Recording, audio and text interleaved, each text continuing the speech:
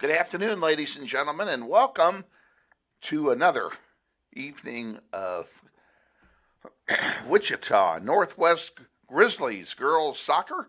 Today we are at Heights High School for a doubleheader. We're going to start the junior varsity contest at the top of the hour. First, we're going to take a quick timeout and then a quick interview with the junior varsity coach. Michelle Lawrence will follow. Stay with us. Lots to come here on NWHS Grizz.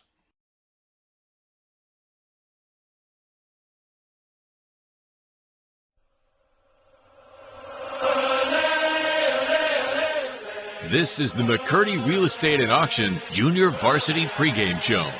Coach Michelle Lawrence reviews the last JV game and takes a look at today's upcoming contest. Sponsored by McCurdy Real Estate and Auction. Real estate, but better. And now, let's join Coach Lawrence with Kevin Arkin. Good afternoon, ladies and gentlemen, and welcome. We are at Heights Stadium today for a City League doubleheader with the Heights Falcons and your Northwest Grizzlies, and we're going to tip it off as we always do at the top of the hour with the junior varsity contest. And we're honored to be joined today. We haven't had a chance to get together because of our schedules and whatever, and that's probably as much my fault as anything else. But this is our head JV coach, Michelle Lawrence, who joins us for a visit. And first of all, you're welcome. We're glad to have you. Thank you. I'm just happy to be a part of the team and the program right now. It's been a good year so far, I would think, for both the JV and the varsity teams. And JV's playing very well. That was evident at Trinity on Tuesday night. Tell us a little bit about that game. We went out not really knowing what to expect. We hadn't seen them play at all. And so the girls really pulled it together.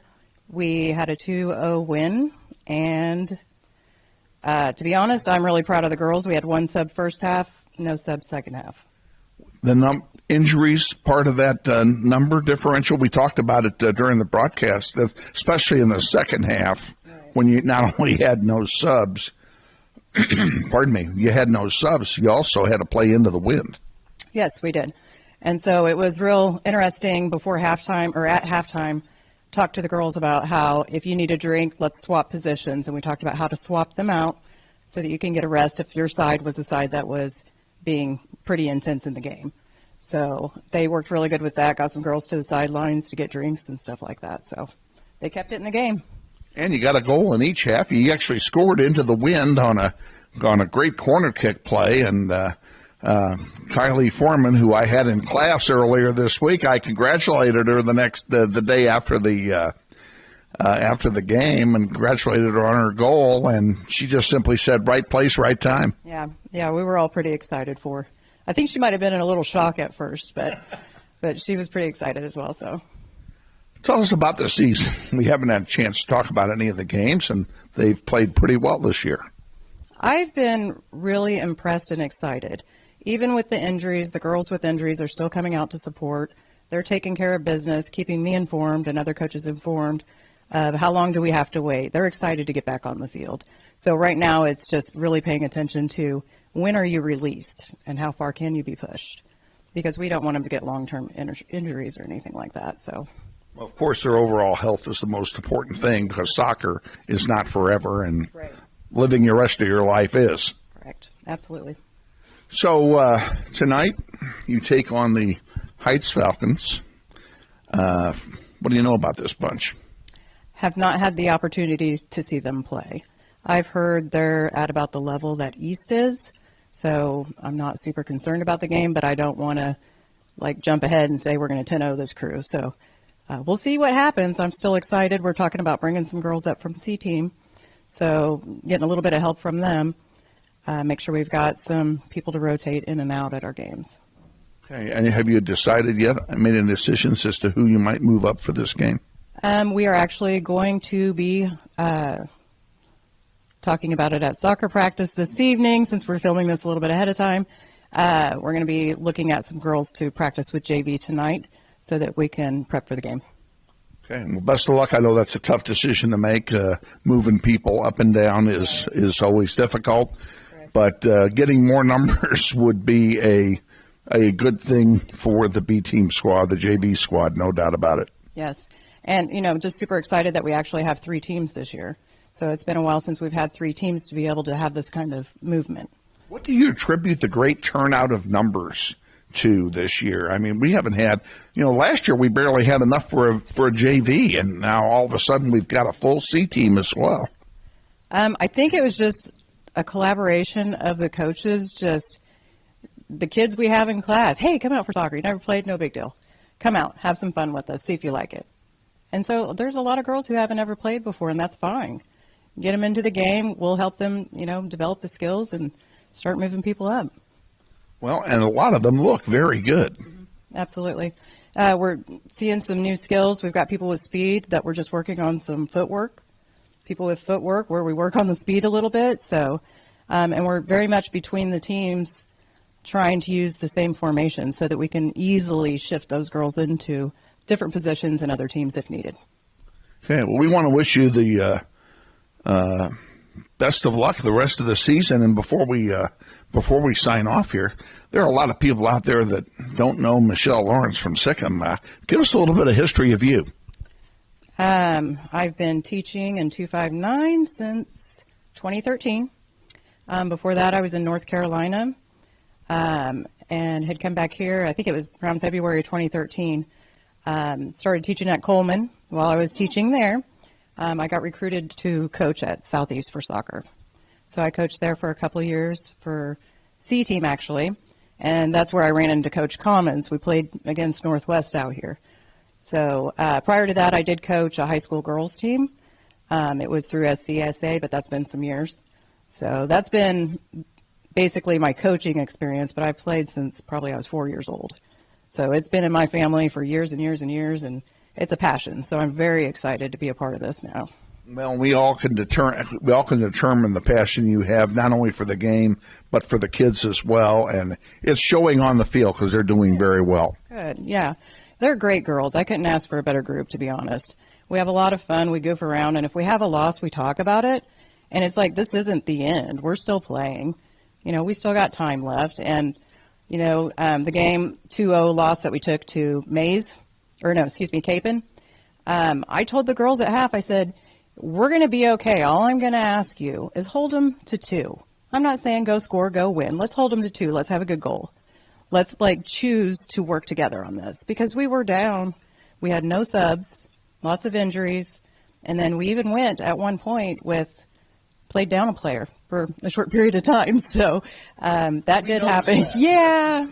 Yeah. So we did that and we were okay. We worked together. We communicate well. So I'm very impressed with the girls. Okay, keep it up, and best of luck to you tonight against the Heights Falcons, and we'll look forward to a visit with you in the near future. All right, thank you very much. Head JV Coach Michelle Lawrence, our guest on the pregame visit. We're going to take a 60-second timeout and hear from our sponsor, McCurdy Real Estate and Auction, and then we'll be back with the starting lineup and the play-by-play of our junior varsity contest right after that. Stay with us. You're watching NWHS Grizz, and this is Grizzly Soccer. I'm ready. Me too. Are you ready? I'm ready.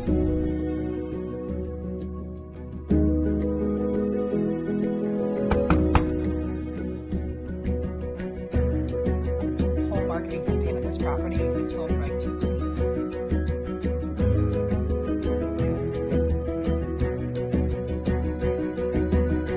Shall we book it? Yeah. Yes. I think this is it.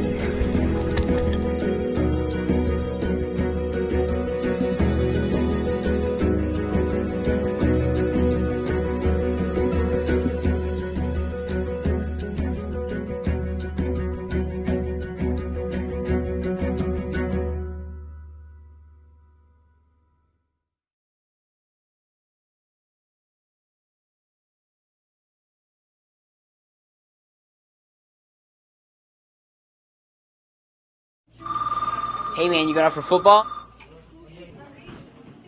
Band class still needs you, man. Kansas students have choices: to do or not to do. The Kansas State High School Activities Association urges everyone to participate because when activities stop, nobody wins. Intrust Bank is a major sponsor of the Northwest Soccer Program through the Eric Profit Scholarship Tournament. At Intrust Bank, we place our values at the center of everything we do. It's a philosophy we have followed for more than 140 years. This principled approach to business is encapsulated into 3 words: tradition for today. This principle makes us different from the rest. Check out Intrust Bank today at intrustbank.com. Hi friends, Bill Nightingale, General Manager of Mel Hamilton Ford. Are you looking for a used car, truck, or SUV? With the largest selection in the state, you're sure to find the vehicle you're searching for at Mel Hamilton Ford. At the Big Corner, customers are number 1, so every used vehicle is checked out in our shop by a certified technician before it goes out on the lot for sale. Shop Mel Hamilton Ford first, a dealer you can trust. Visit us out on West Kellogg today or shop us online at mhford.com. Mel Hamilton Ford, experience the difference. Grizzly Soccer Online is supported by Todd Eflin Narrates. I'm the voice you hear on our sponsor announcements.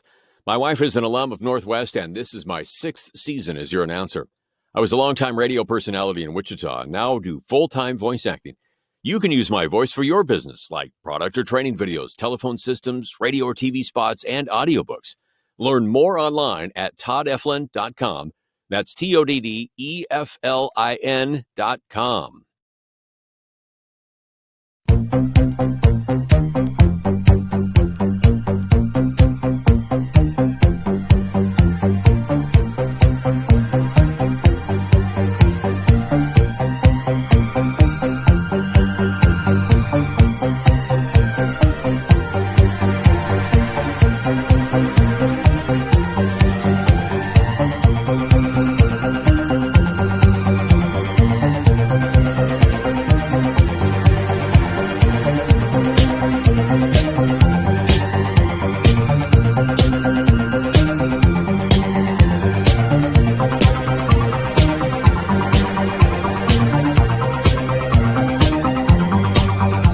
Wichita Northwest Grizzlies soccer is on the air.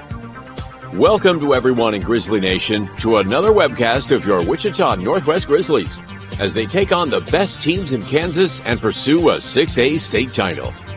Follow your Grizzlies all season long on youtube.com/NWHSGrizz. Today's webcast is brought to you through the support of the many sponsors of this year's Eric Profit Scholarship Golf Tournament, including the following: Mel Hamilton Ford on the big corner of 119th West in Kellogg. We're better. We're proving it. You be the judge. Thank you, Lisa Hamilton. And by Aerotech Engineering, 5555 North 119th Street West in Mays, serving customers that rank among the world's largest manufacturers of civilian and military aircraft. Thank you, Tom Simon and everyone at Aerotech Engineering. By Tom Lassiter and Fleeson, Guin, Colson, and Kitch, attorneys in the Epic Center at 301 North Main. We believe our clients' best interests and needs are our own. By Intrust Bank of Wichita, 105 North Main with branches throughout Sedgwick County. Intrust is built on value. We change to meet the times, but we will never change our principles.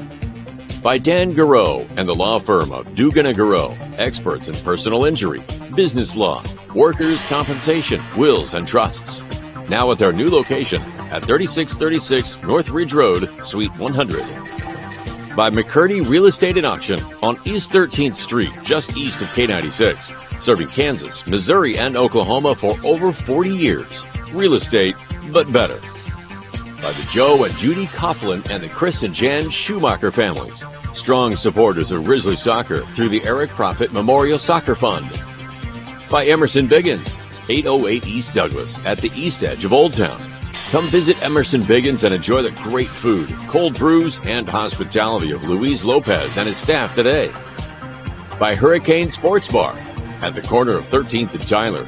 Luis Lopez has brought his hospitality west to make it convenient to Grizzly Nation. By Credit Union of America, where members are the owners.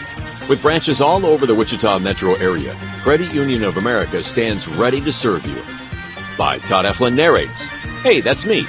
Voiceovers for audiobooks, product or promotional videos, telephone systems, and business commercials. By the Robert L. Gould Foundation, a philanthropic trust assisting the educational needs of young people at Northwest for over 10 years. By the Eric Profit Memorial Soccer Fund, providing scholarship assistance to Northwest soccer seniors each year through the support of the Eric Profit Scholarship Golf Tournament. And by the many other sponsors who make this webcast possible. And now, to the field and to the voice of the Grizzlies, Kevin Arkin.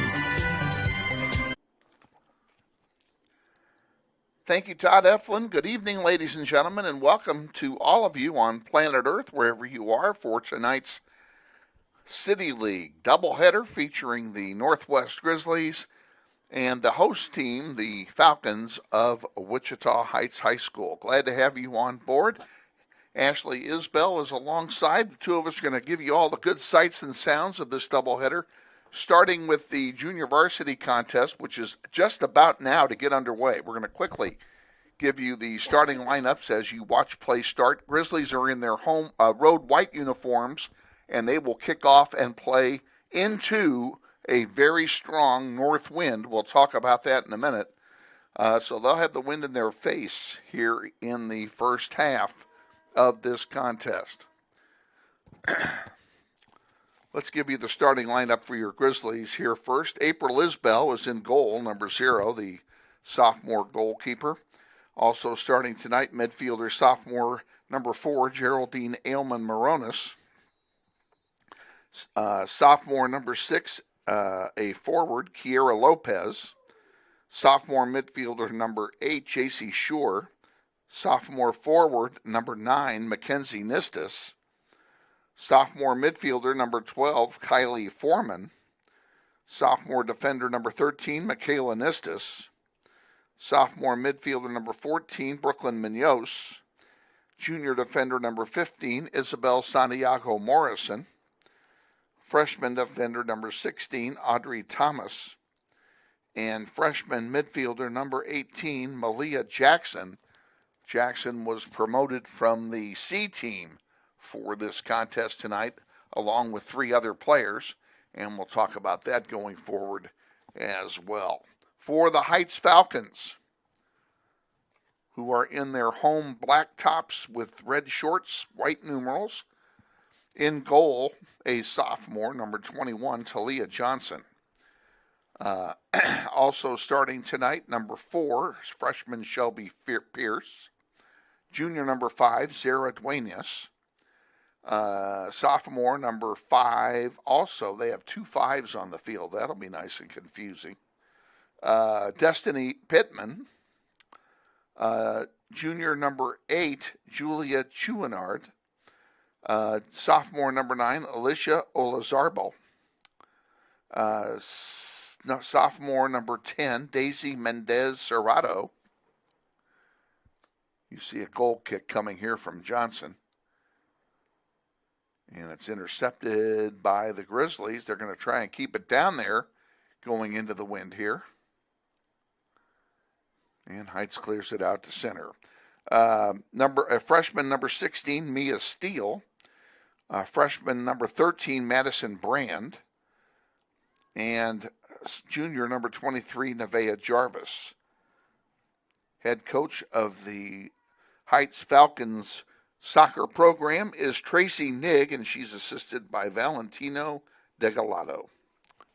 And we have a corner kick coming up for the Grizzlies. I don't hear you. Let's try you now. A corner kick coming up for the Grizzlies. Hustling over to take it. Looks like Audrey Thomas is making her way over there. On the far side, this will be into the wind. You can see that flag right next to her moving. Wind blowing a steady 20 to 25 miles an hour, gusting to 40 today. A cold front came through at about 7:30 this morning. And boy, it came through with reckless abandon, too. It was 70 degrees when I left the house to head to Northwest this morning, and when I got there, it was already down to 58. Current temperature, 56 degrees. Again, the wind blowing hard out of the north. That's blowing from left to right as you're watching the game. And it's not expected to let up at all tonight. fact, it's supposed to be windy like this tomorrow morning while we're setting up for the junior varsity tournament, which kicks off at 1 o'clock tomorrow. Another goal kick coming here for the Falcons.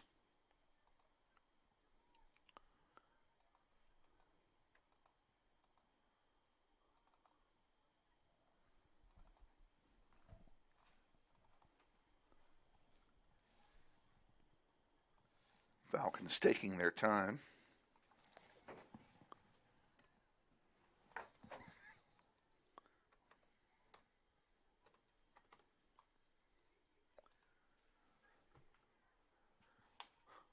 Ball out to center.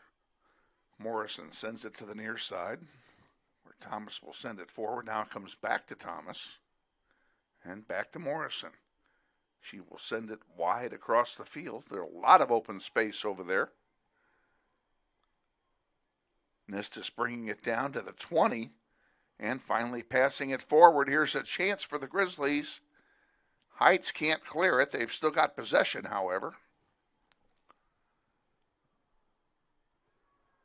Brooklyn Munoz fighting for it. It goes out of play, and it will be a corner kick for Northwest. And Audrey Thomas again heads over to take this corner kick.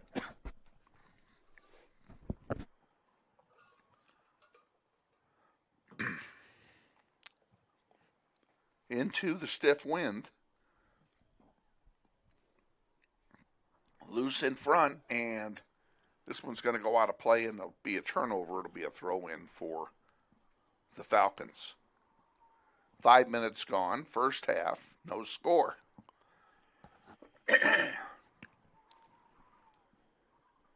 If you missed Tuesday night's game at Trinity, you missed a barn burner for varsity. Both games were actually very good. Yeah, and here's a chance for Northwest. No. Go ahead, I Ashley. actually went back and looked at that goal by Brooklyn, and oh my gosh, it was a beauty. It hit the back of the net and popped right back out. That's why we didn't think it went in.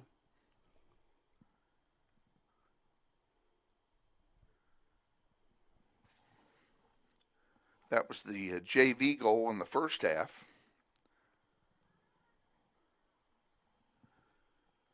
Varsity scored their goal in the 99th minute of the game on a breakaway by Mirari Flores off a great feed from Kaylin Heath. Here's a chance for Nistis. She passes it wide behind the intended receiver, so we have to do some digging to get the ball back here.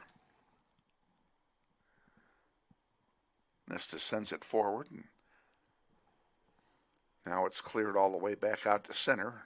April Isbell will come out from her goalkeeper spot, and she'll send a nice pass forward into the wind.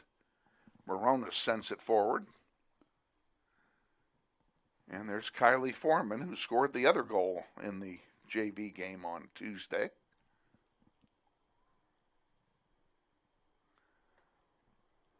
Nistis on the far side. Tried to center one. It was blocked. Here's another opportunity, and that one's blocked. Third time's a charm for Moronis, and it's going to stay with the Falcons. Pass right to Northwest. There's a shot, and blocked by the defense.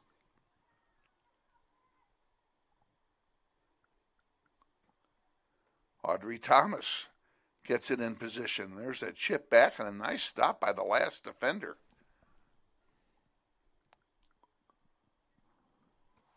And now back out to center where Isabel Santiago Morrison corrals it and sends it forward.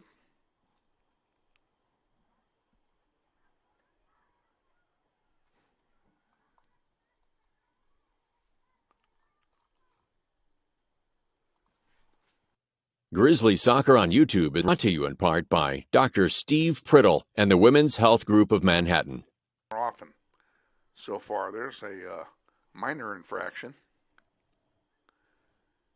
And it will be a free kick for Heights.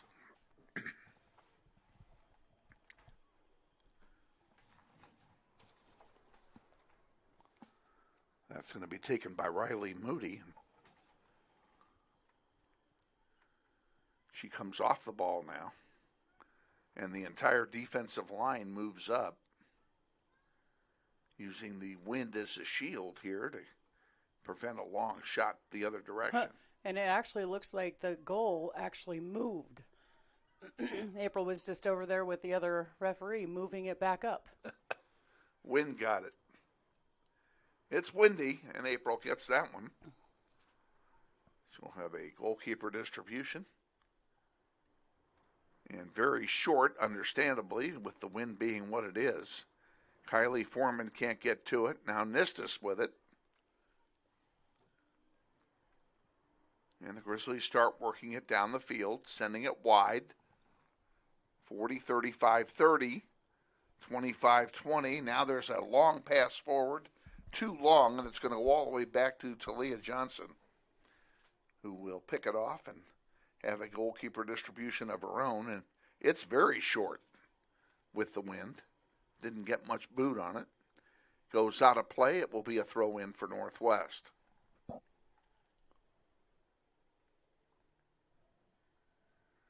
From midfield. Ball comes in. Nistis has it on the far side. Goes out of play again. We'll do it all over from the 20. If you just joined us, no score. We are 10 minutes into the junior varsity game. Varsity will follow. And there's one that's going to be sent wide of the goal. And who's going to win the foot race over here? The wind. Wind. Yeah, the wind did win it. And since we kicked off, the skies have started to clear. We can see the moon now.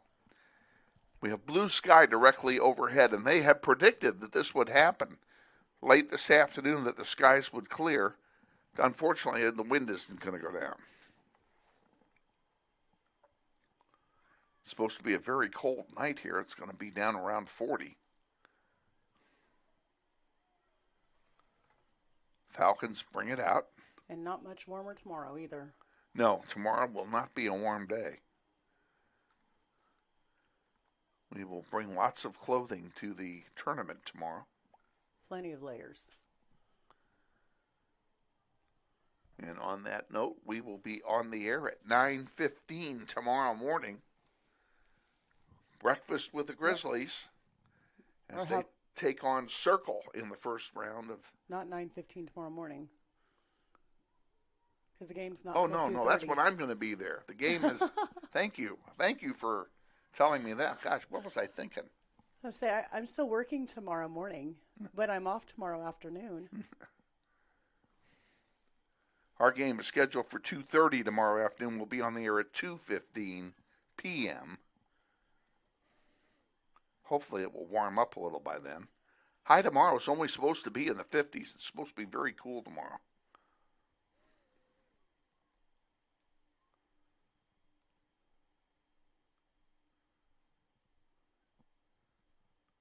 Moronis with it at the 15, takes a shot, and it's blocked. Follows her own shot, trying to get it forward. Now Heights comes away with it for the moment. Isabel Santiago Morrison sends it forward. Audrey Thomas with it now, sends it over here on the near side to our newest JV player. And there's a shot that goes wide. That'll be a goal kick for the Falcons. We'll take 10 seconds and be back. This is Grizzly Soccer. Grizzly Soccer on YouTube is brought to you in part by Dr. Steve Priddle and the Women's Health Group of Manhattan.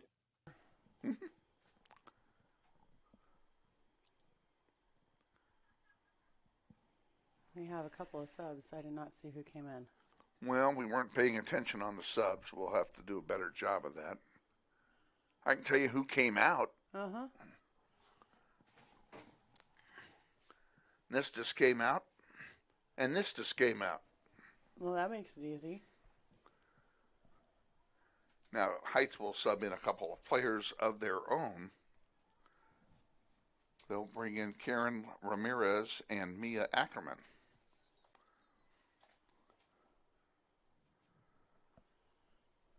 And they weren't ready to start play then. That's why that play was stopped.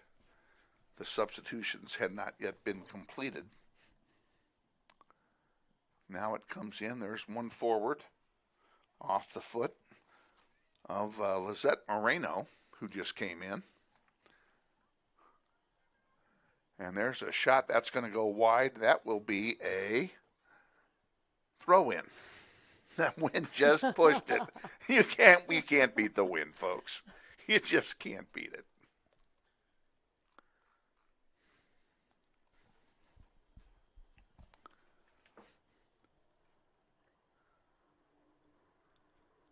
Throw-in coming in from Heights. 15 and a half remaining in the first. Moronis chips it wide. Now back. Morrison sends it forward up the middle. Heights playing low pressure here. Moronis again puts one down the middle, but there's nobody home.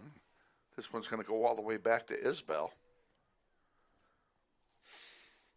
I guess if there's something positive to be said about the play in the first 15 minutes is that most of it's been in the Heights end. And they've been playing very well, possession very well. And I know that's what Michelle Lawrence talked to them about doing.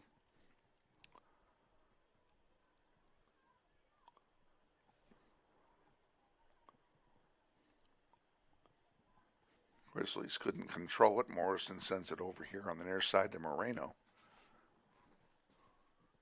Moreno gets it through. That's Jackson with it. The freshman. Loose in front. Oh, man, if she could have gotten a volley on that, that'd have been great. There's a shot off the side of the net. That'll be a goal kick back in 10. This is Grizzly Soccer. This portion of Soccer on YouTube is brought to you by the Don and Aloma Willie family, proud grandparents of Grizzly midfielder Sawyer Ross, number 13. Back awaiting the goal kick.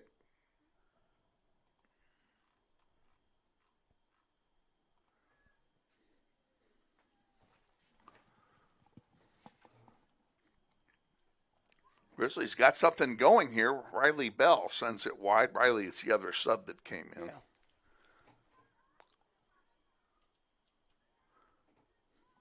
Morrison back forward.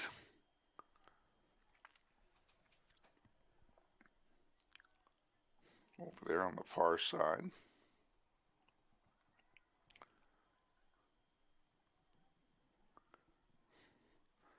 Now that goes all the way back to goalkeeper Johnson, but not much doing there for Northwest.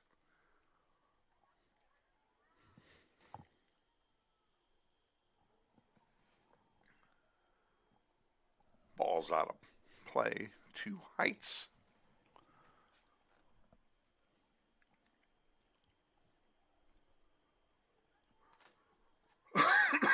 Pardon me.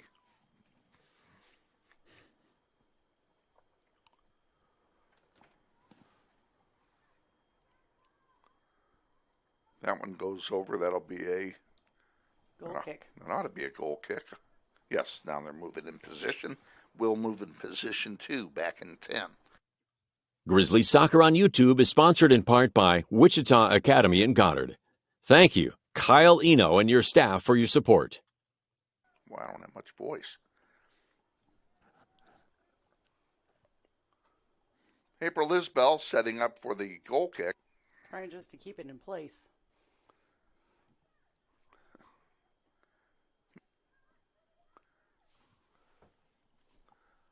Up the far side.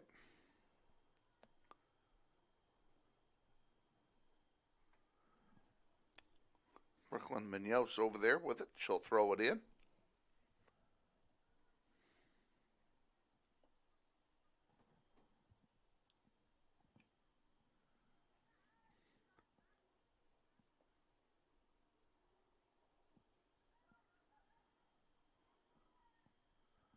Here's a 2-0 break for Heights.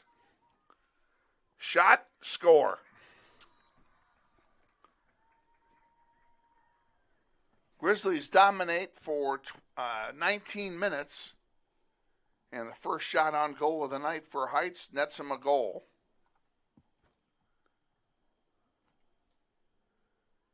And the Falcons draw first blood here.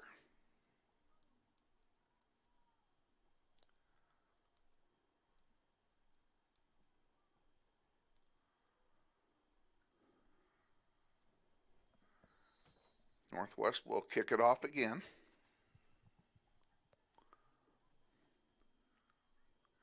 On the near side, Lizette Moreno is guilty of a foul. And it will turn over to Heights. They'll have a free kick at the 40.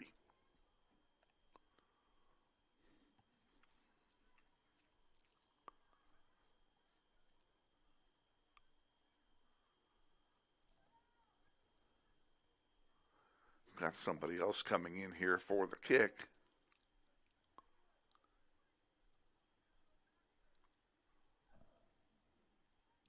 Looks like number 6, Yasmin. That boot goes all the way down. That'll be easy for Isbell to handle. She'll bring it out for a goalkeeper distribution. Throws it. Nice toss. Lands it right on the feet of Lopez. Kira Lopez at the 40, the 35. Tried to feed it in between the legs of a defender. That didn't work. Now she sends it across. Who's going to win that one? And the Grizzlies get it on the far side. Brooklyn Munoz with it at the 25. She centers one. Come on, get down there, ladies. And that one pops up, and the wind grabs it. Still loose in front. Grizzlies maintain control. Well, they kind of made that one, gave that one away, but still a good offensive thrust. Moreno sends it right back.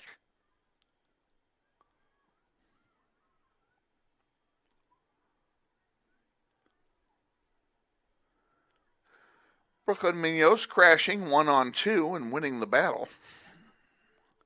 Give and go back to Brooklyn. She takes a shot. It goes off a defender, out of play. It'll be a throw in on the far side for Northwest.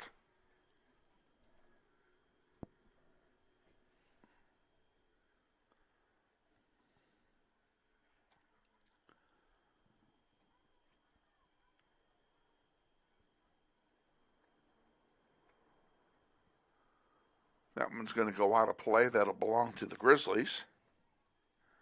I want to take a moment here to thank our host today, who's also the head coach of the Heights soccer program, Tracy Nigg. I want to thank her for her hospitality and helping us get set up here and hauling everything up here. And also want to offer our congratulations to her as she was named the new athletic director here at Heights within the last week or so. That one went off the football crossbar, by the way. That was a great opportunity. So it was a good opportunity, but it'll end up in a goal as a goal kick for the Falcons. And the Falcons are going to sub a player in. They're going to bring in Riley Moody. She was in earlier. They're going to bring her back. And now we're back underway. Grizzlies intercept the goal kick. Munoz on the far side has two people blocking her out.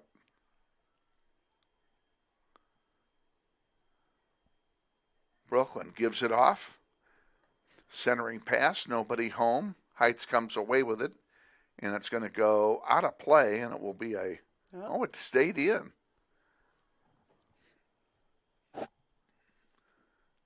My error. I think that line is light enough that we can't see it up here. No, you can't see the sideline on the far side from here. The soccer lines on this field, unlike Tuesday where they were painted in black, on this field they're painted in silver, which makes them even more difficult to see.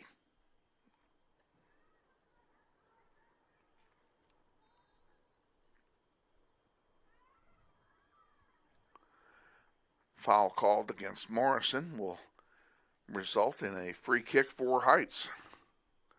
Inside the 15 with the wind. None of this is good. Now they spotted at the 19.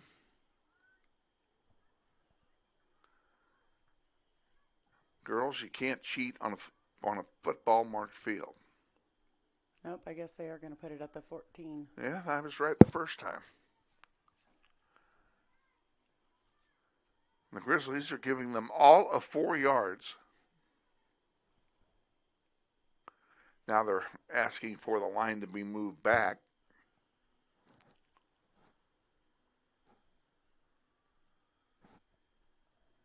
And that's not where it's supposed to be. He gave him 8 yards. Yeah. There's one April will have that one with no trouble. I'm sure you would have had it with no trouble as well. Yeah. I never played in goal, so I wouldn't make that bet. No. I love playing in goal.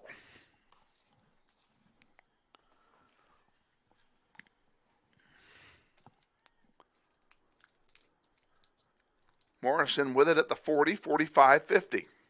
45, 40. 35. Centers one. Trying to get it in the middle there. And unable to complete the task.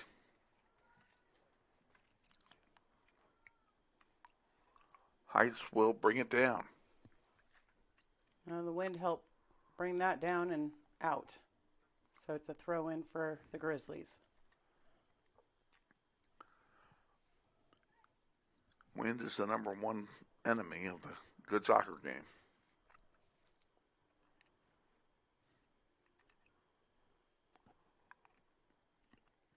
The only good thing I can say about it is in 5 minutes. Yeah, about 4.5 minutes. We'll have the wind at our back.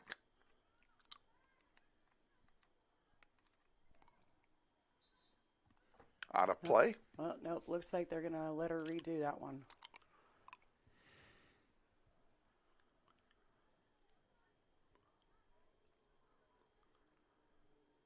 Heights subbing in a player.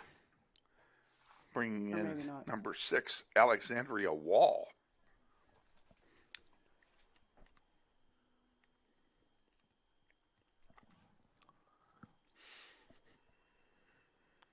Like Tuesday, Grizzlies do not have a lot of depth in this game.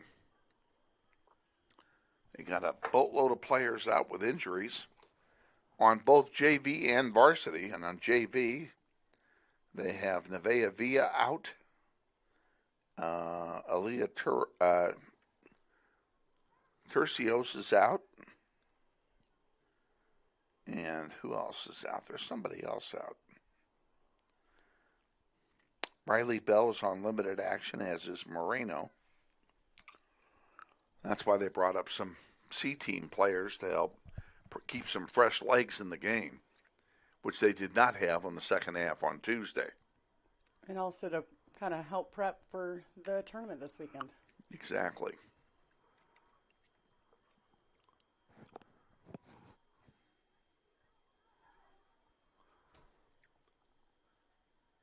Nestus with it at near midfield, sends one forward. Here's a chance for Northwest. Munoz has one player to beat. And the ball's knocked out of play. It'll be a throw in for Northwest about the 10-yard line.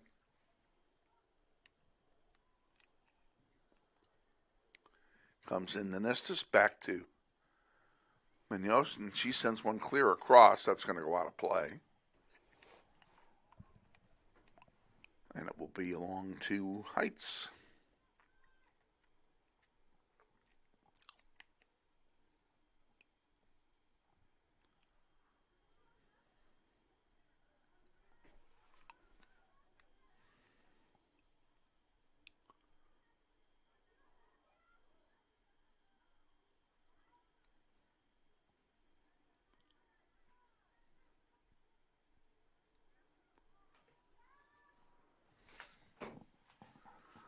On the near side, Lopez centers one. Riley Bell with it. Trying to get a shot off. Can't do so, and it's cleared out by Heights. Foreman sends it up to Munoz. Nistis at the 20, the 15, the 10. There's a shot. Deflected, how to play. That'll be a corner kick for Northwest. Pretty good shot by Nistis. Just keep taking those shots. Eventually something will go in. Audrey Thomas heading over to take this corner kick again, and when she takes it, there will be less than 1 minute remaining in the half. In the air it goes. Nistis on the near side, lays it back for Bell. I think she might have been better off taking the shot. Absolutely. Out to center it comes. Good unselfish play, but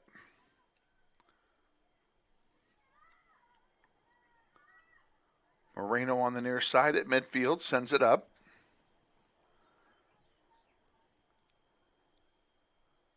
Moronis will intercept this one.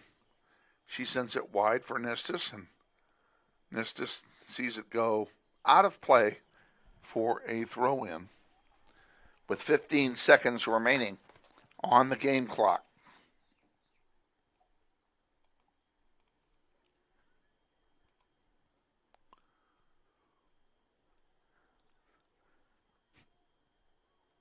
We are at halftime, and at halftime of the junior varsity contest, Grizzlies trail 1-0. We'll be back with the second half after this quick timeout.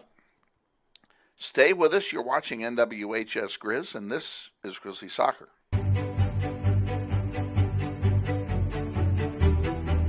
Friendly is finding a better rate, an instant debit card, scholarships and teacher grants for projects, loans specifically for teachers and healthcare professionals, being the #1 auto lender for a reason. More than $400,000 in community partnerships. Credit Union of America. Welcome to Friendly.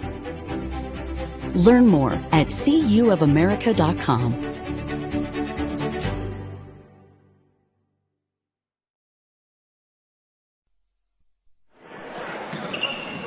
This may sound like a typical high school basketball game being played on a Friday night in Kansas.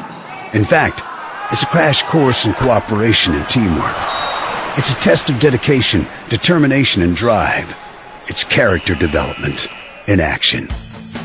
If you think high school sports are only about competition, think about this. High school sports can play a critical role in a student's overall education. In fact, studies show that students who participate in school sports are more likely to enjoy greater levels of achievement in their academic lives. At the same time, playing sports helps teach lessons not covered in the classroom. Lessons like tolerance, respect for the rules, and the importance of supporting your community. High school sports, a winning part of a complete education. This message presented by the Kansas State High School Activities Association and the Kansas Interscholastic Athletic Administrators Association.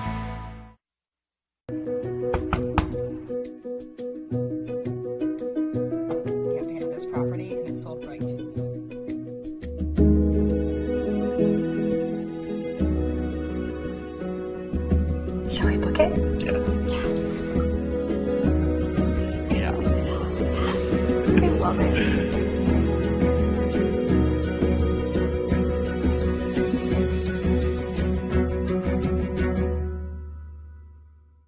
Hi friends, Phil Nightingale, General Manager at Mount Hamilton Ford. Have you been thinking about a new SUV? Right now is a great time to buy a new Ford at the big corner of 119th and West Kellogg. EcoSport, Escape, Edge, Explorer, Expedition. Mount Hamilton Ford is sure to have the right vehicle to fit your size. And you know you can count on us with this great selection to find the right SUV at the best price to fit your budget. Check us out online or in person. Let us make your purchase easy with pickup and delivery right from your home or work. Mount Hamilton Ford, experience the difference. What does it mean when people say America is a land of opportunity? It means the power to discover. To redefine yourself. To improve yourself. To challenge yourself. To realize there's more in you than you ever knew that you could do. Means giving people an open field to explore what they do best. With the best tools, the best training, the best technology in the world. We bring out the best in the people who serve. So you can be all you can be. Grizzly Soccer Online is supported by Todd Eflin Narrates. I'm the voice you hear on our sponsor announcements. My wife is an alum of Northwest, and this is my 6th season as your announcer. I was a longtime radio personality in Wichita and now do full-time voice acting. You can use my voice for your business, like product or training videos, telephone systems, radio or TV spots, and audiobooks. Learn more online at toddeflin.com. That's TODDEFLIN.com.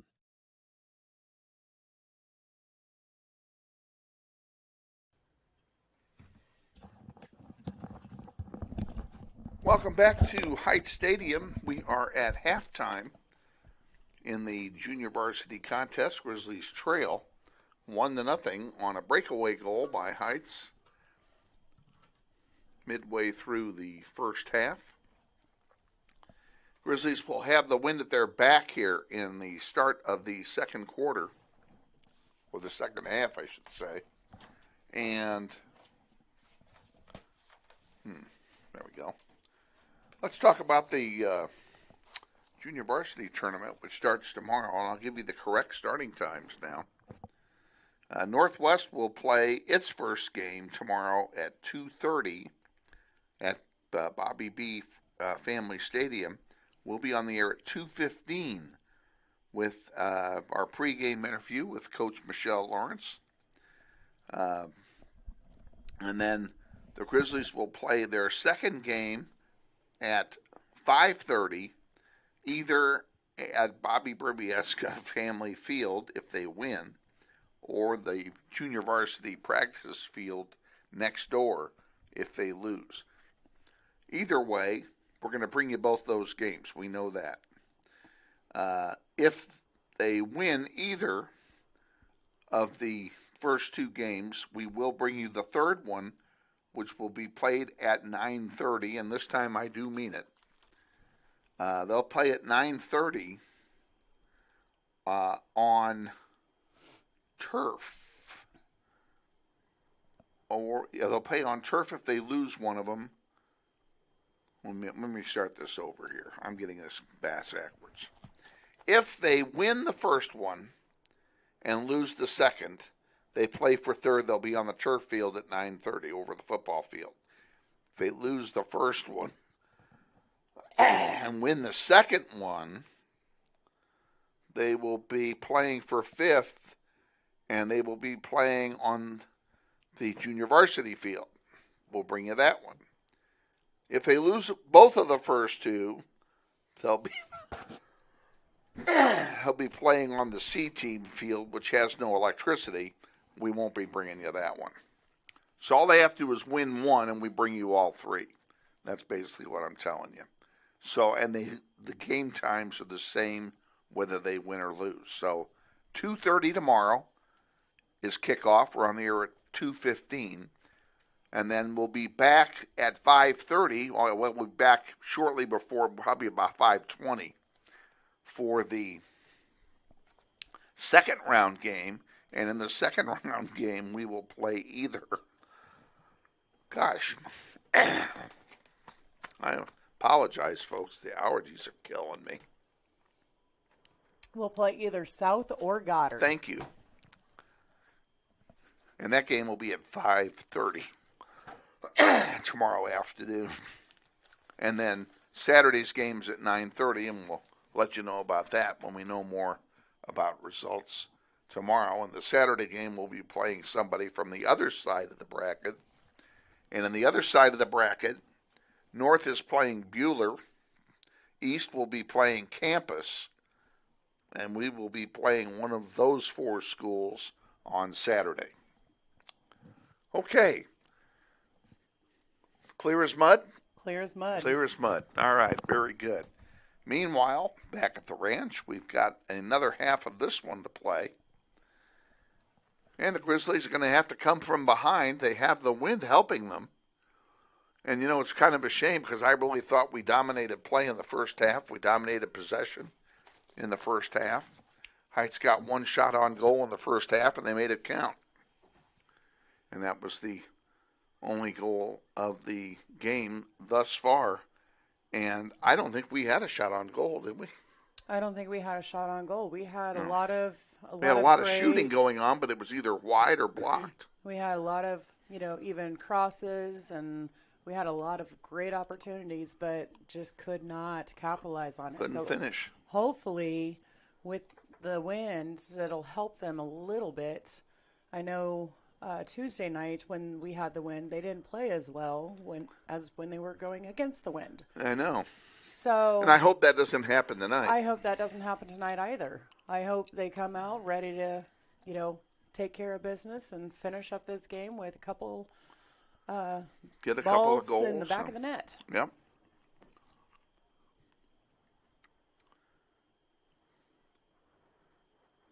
And of course, the varsity game will start about 20 minutes after this one ends. And the only thing I'm going to tell you about that, if you didn't watch the broadcast on Tuesday, you definitely want to watch the pregame show today, because that goal will be featured in the pregame show. So, the last time I looked at that parking lot where we're parked across the way there, it was empty. It was empty. Now it's full. There obviously is another event on campus because they're not in the stands. I say that is not enough people for the number of vehicles that are over there. That lot is absolutely chock full. So they must have some other kind of athletic. I don't see anybody playing baseball over there or softball anywhere, and I can't imagine what the event would be unless it's a play, or they could be having a play that's running tonight or something. But either way, doesn't matter. Heights will kick off here in half number 2. Grizzlies will play from left to right with the wind, and they've got plenty of it to work with.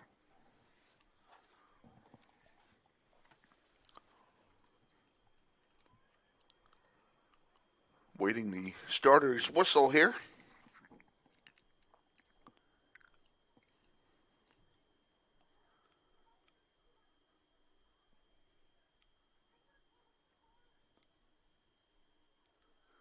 Anytime now. Now the Grizzlies are bringing a player out. Nestus is coming out. No, that's Foreman coming out. Yeah, we had one too many players on the field. Oh, what's an extra player going to matter? Now we're going. And the Grizzlies quickly take the ball back, and Nestus brings it down the floor. She's at the 5, the goal line, and centers one for Moronis. Moronis a shot, and it goes wide, hits the net, and it'll be a goal kick for Heights, and that's a good way to start half number 2.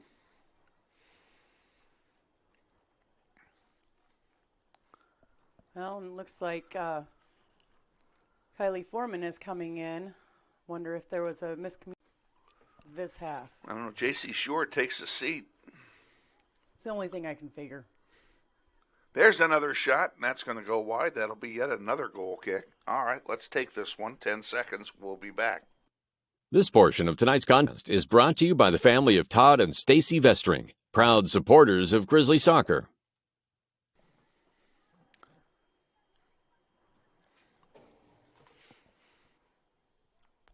I'm having a hard time reading their game clock. They need to put it in a day mode.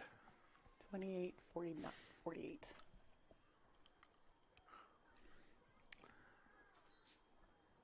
Pass out is intercepted, but a foul called. It's going to be a free kick for the Falcons at their own 8-yard line. Or, actually, it's at the 18, if you can see the soccer marking.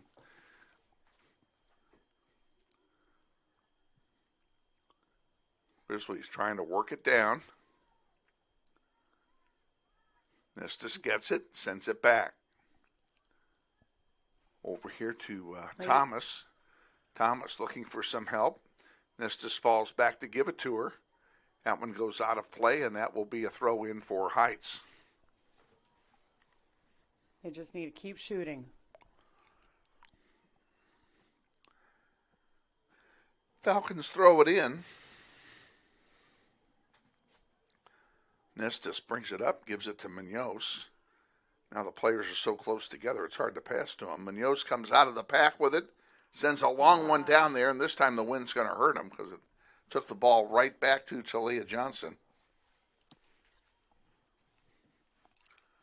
who boots it out towards center and into the wind. It's very short. Kylie Foreman gets a foot on it. Nestis whiffed on it. Comes back out. There's Morrison anchoring the defensive backfield. That one's going to go. Stayed in. Good job. Comes back out towards center. Audrey Thomas will send it to Nestis. Nestis forward for Brooklyn Munoz. Munoz at the 20. Overlet herself, but Thomas is there, and that one gets deflected out by the Heights Falcons, Madison Brand, and it will be a throw in for Northwest. Oh. And they promptly turn it over. There's no good place for a turnover, but when you're trying to score the tying goal,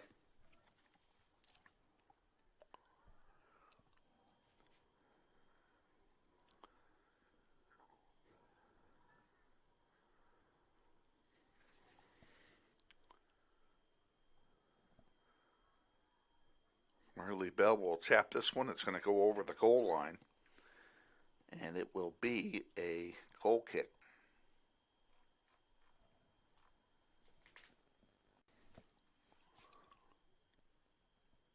Johnson's going to leave it for Brand to take it.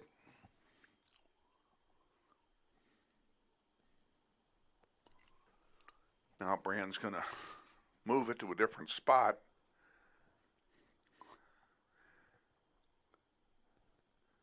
Now she puts it right in front of the goal and sends it up the middle where it's quickly picked off. There's a quick shot blocked by the defense off the foot of Moronis. Brooklyn Munoz. She takes a shot loose and scoring. Brooklyn Munoz gets it home. Goalkeeper Johnson unable to keep up with the power of the shot.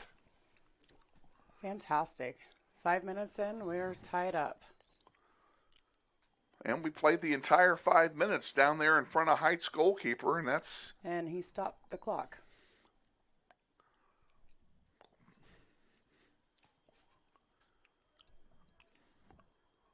Heights will kick it off here in a moment. It's a brand new game, 1-1.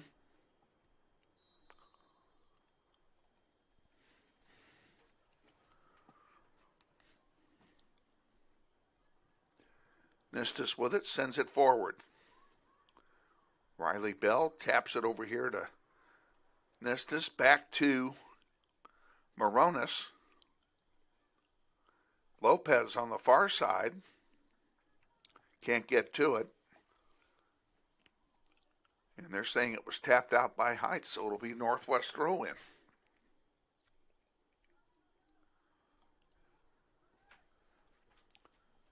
Back down here to Morrison. Morrison, a nice pass forward to Bell, or to Lopez, rather. Brooklyn Munoz, she scored a moment ago, gets another one off, and that one goes over the goal line, and that will be a goal kick for the Falcons.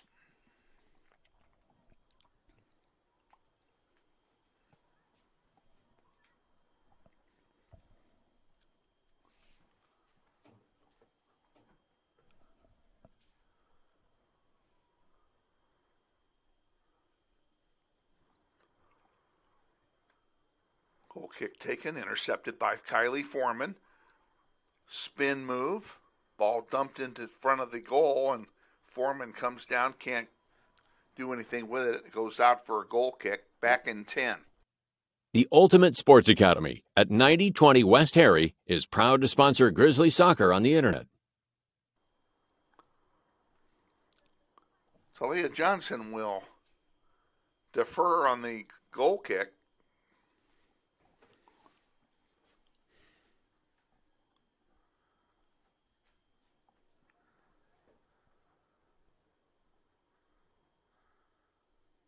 I do not know. There we go. I was just going to say, what are we waiting for? And that one is intercepted by Moronis.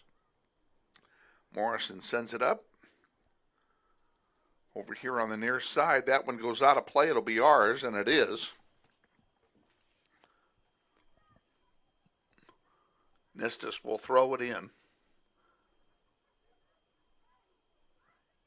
Nice ball. She found a hole, but there was nobody there. It was a great lead. Moronis can't get the shot off. There's Lopez left-footing it. Ball rejected by the defense on the far side. Nistis with it at the 25. To the 20, the 15. Ball sent back out. Audrey Thomas gives it to Munoz. Munoz can't split the defenders with it, and here comes Heights back with it. Audrey Thomas gets a foot on it. Kylie Foreman with it at the 20. Passes forward. Looking for a shot, and they can't get one off. That's too bad. Kylie Foreman made a nice pass there for a scoring opportunity. Munoz pops one in the air, and that one is going to go right to Johnson.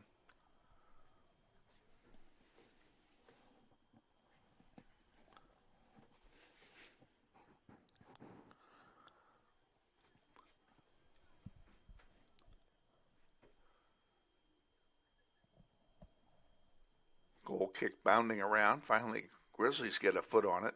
Foreman overruns it. Moronis, there's the big blast, and that goes over for yet another goal kick. If we can just keep it down and keep pelting, hopefully something will happen. Sooner or later. Looks like they're calling it a corner kick. Oh, might have been deflected. Audrey Thomas will take it. She'll have the wind at her back on this one. Look at the flag bending next to her. She keeps it low, bounding around underneath. Munoz with it, gets a shot off, blocked by the defense. Riley Bell can't get a shot away. Kylie Foreman can't either. Ball comes back out to center. So they're just going to reset and try again. On the far side. Heights with it. Intercepted by the Grizzlies. Now Moronis at center had some room to work with. Tried to get a pass over to Munoz. Couldn't get it to her.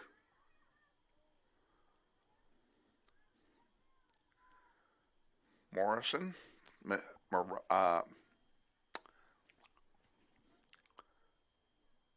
Now Munoz.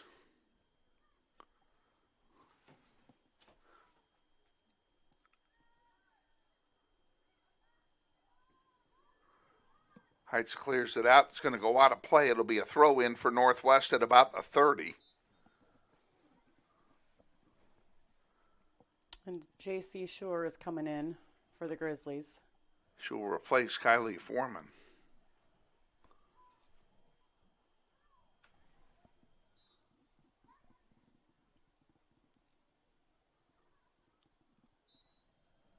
Well, they're going to call a handball on that, and that's probably a good call.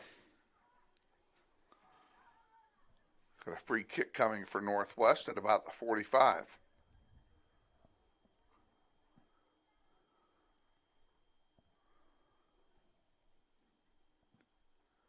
Audrey Thomas will take it. Long one down the middle in the air. Munoz gets a foot on it, tips it forward. Goes back, fights for it. Can't beat the two players in front of her.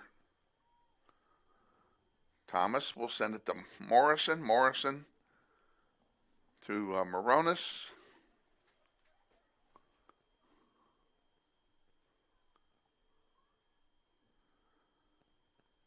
Bell to Nistus, and now to Munoz, back to Bell, and that one is chipped. That's going to be a corner kick for Northwest.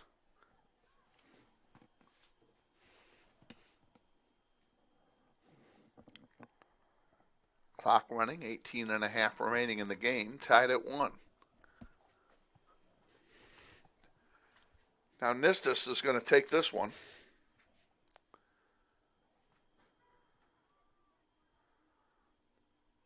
Keeps it low and short.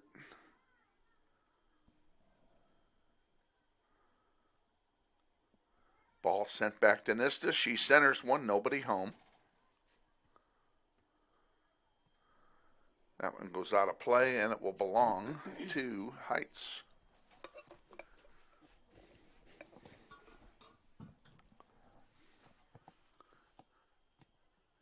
Quick throw in for Heights, up to get it. Nistus back to Audrey Thomas, centering one. As Riley Bell couldn't get the shot off.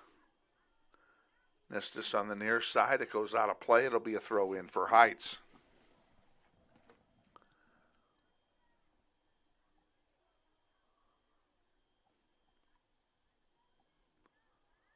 That'll be a throw in for Northwest. Good play that time to force it out of bounds. Nistus throws it in. For Riley Bell. Can she get a shot off? She's tried twice, couldn't make it happen. That one goes out of play. It'll be a throw in for Northwest on the far side.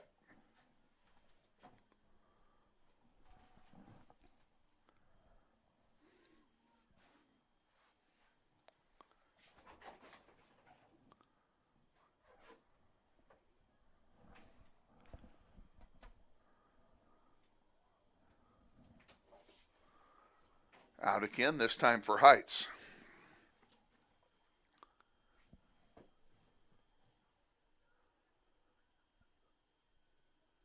Out again, this time for Northwest.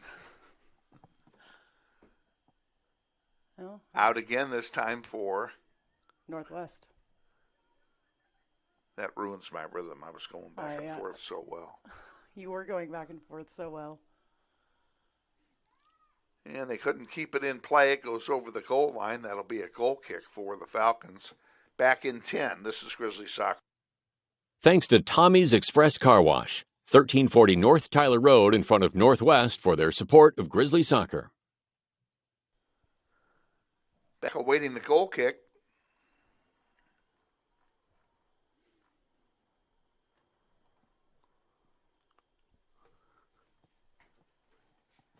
Over here on the near side to Nistus. She can't do anything with it. Oh, it's tapped out of play. That's a break for Northwest. I think that was a mistake. I think it was too. Tapped out by Zara Duenas.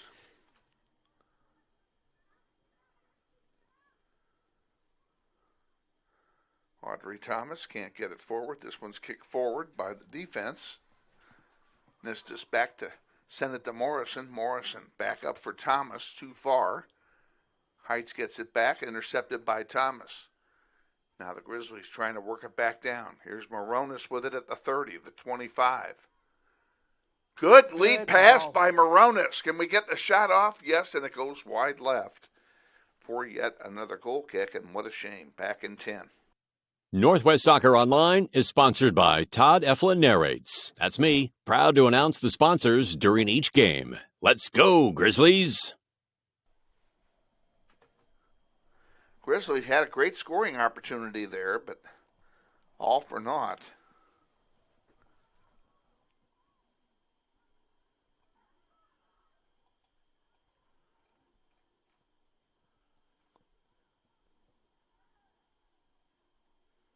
They're still working it, and they haven't given up the fight yet, so that's always a good thing. And the ball has been played almost entirely in front of goalkeeper Talia Johnson. Munoz centers one. That's over the head of Riley Bell. Lopez over there to give chase. And she sends it back.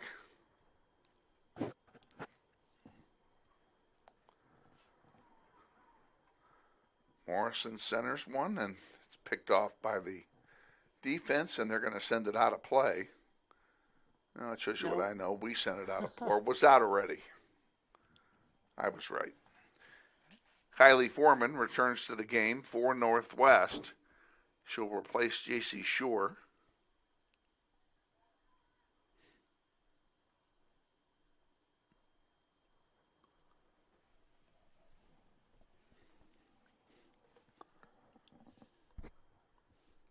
Clock running, inside 13 remaining in the game.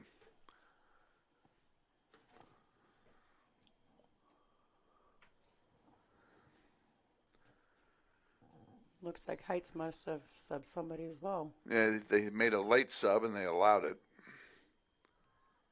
That one goes over the goal line. That should be a goal kick for the Falcons.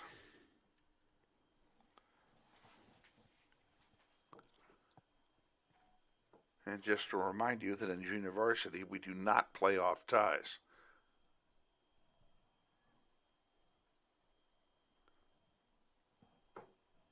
Except for the tournament.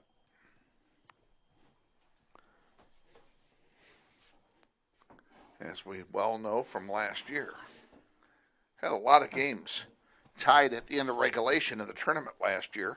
There's at least 2 of the 3. I think Two of our 3 were decided by penalty kicks. One of which went 7 rounds, and the other one went 10 rounds.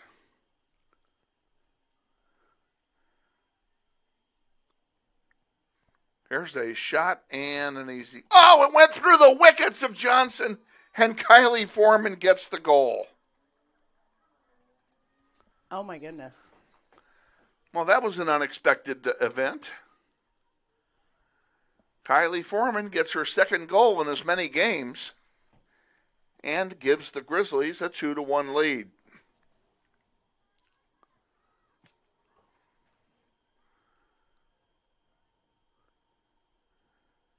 Not exactly sure what happened there. I'm not either. I could always speculate. Far be it for me to speculate. Only because of my experience with April.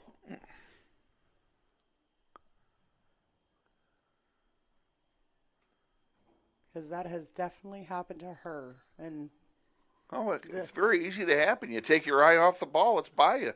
Yeah.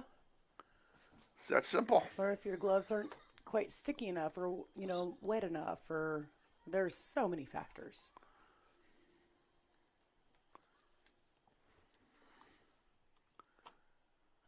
Looks like it's a corner for Northwest.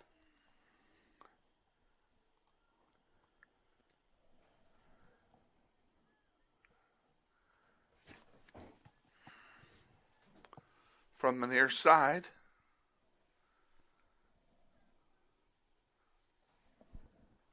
Munoz takes the corner, keeps it low, loose in front, shot, and almost a goal. That almost went by Johnson, too. Good save for Johnson. It was a good save.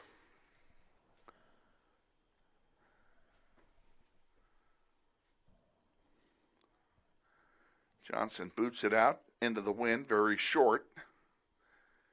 Grizzlies are going to win this one. Comes through. Here's an opportunity for Northwest. Shot, score. Nope. Off the side. Side net. We'll call that a goal kick instead, boys and girls.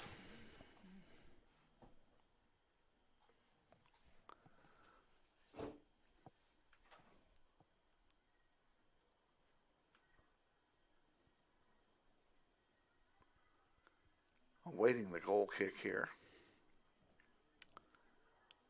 Not sure what we're waiting for, but we are waiting for it. There it is.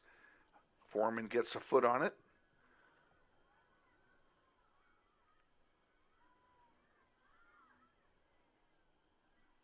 Now Munoz in there. She chips it back for Nistis. Nistis forward.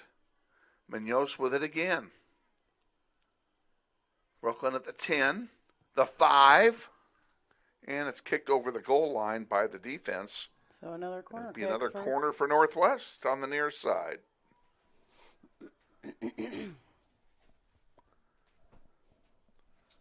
Munoz will take this one as well.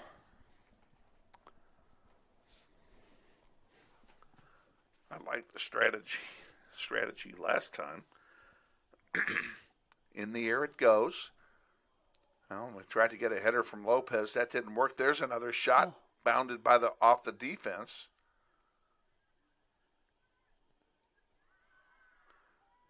And Grizzlies still with it. There's another shot and a score. Lopez, I believe, scores it.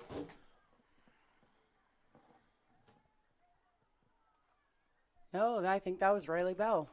Was it Bell? It was Bell. That's a 5 instead of a 6. That Are is we a 5. sure? All righty, I'll give it to you.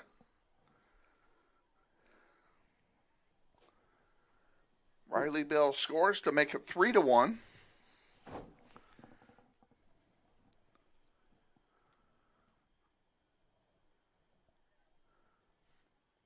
Things looking very good for the junior varsity squad here at this moment.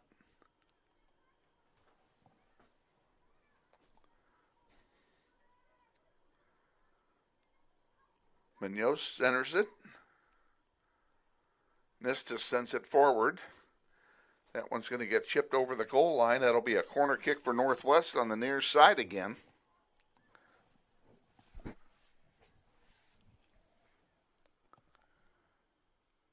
Clock running, 8 minutes to go in the contest. Grizzlies lead it 3-1. They trail 1-0 at halftime after dominating play into the wind. That one's loose in front. And Johnson comes up with it.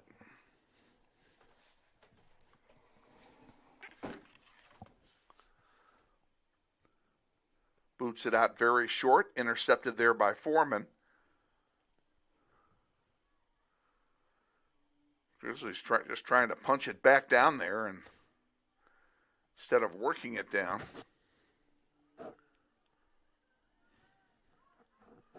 Nistis on the near side.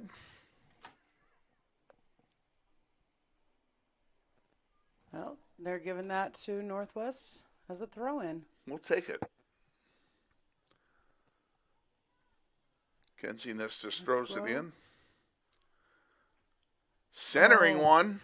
Oh, nobody home to get the... That was a great center, and that was actually Mackenzie Nistis who centered it. Yeah, Michaela threw it in. They called it out before she got it across, though. Oh, still a good play. Absolutely.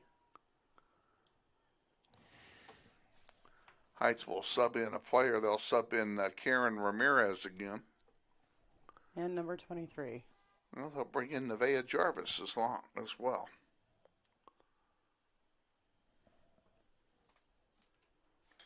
Prior to this goal kick from Talia Johnson.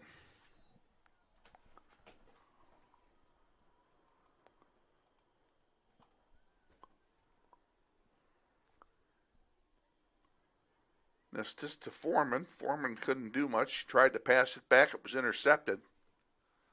This one's going to go out of play. I believe that should be our ball. Yep, they're giving that one to Heights. Oh, surely not.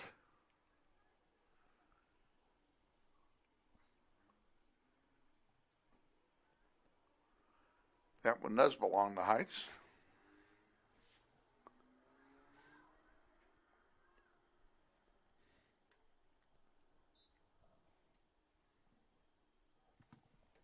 And Northwest will get the ball from a bad throw-in.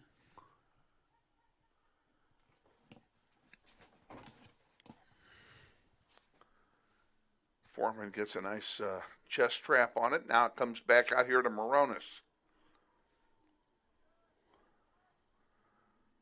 Riley Bell sends it back for Morrison to handle.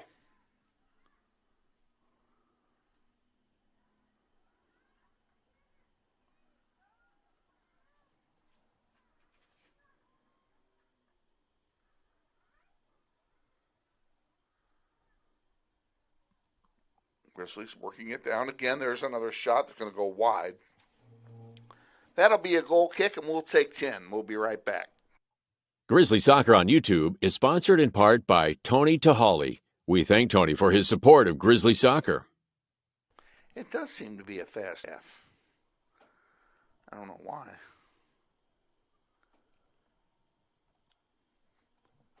Awaiting the goal kick from Heights.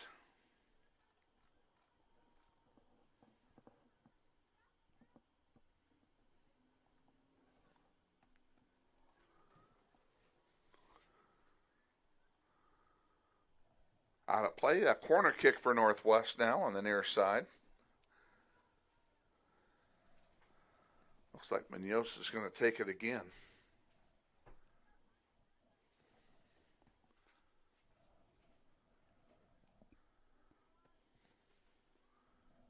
Kick is in the air this time, and it goes behind the goal. Borne by the wind, it'll be a goal kick for Heights. That could have been beautiful if just a little bit If it had been inside. 6 feet to the left, it would have been perfect. Johnson will take this one herself.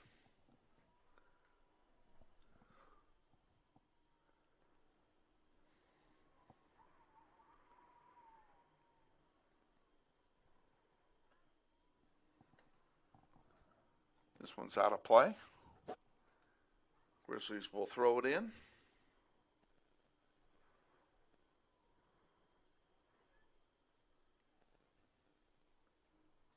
Ball loose at around the 10-yard marker.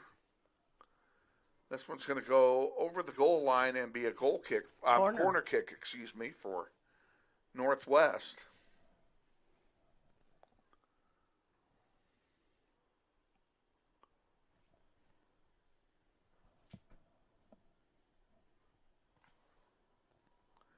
In the air this time. In front. Oh, that was a nice ball.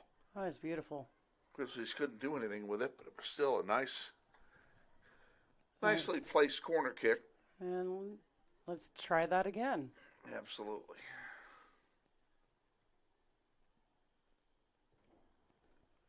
There's another one loose in front. Couldn't get the shot off. Moronis, she gets one off, blocked by the defense.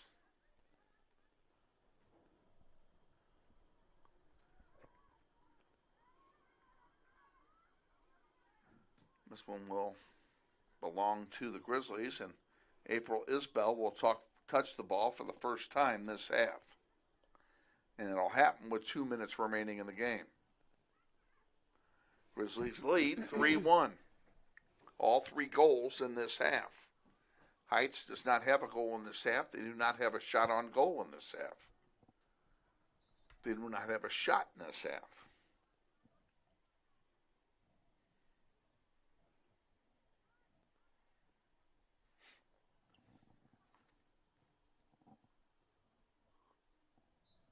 Awaiting a throw in here from the Falcons.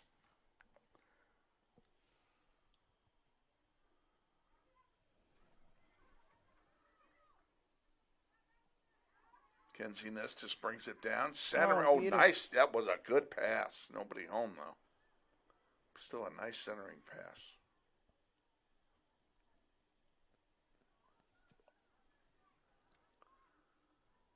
Nestis fighting in the corner for it.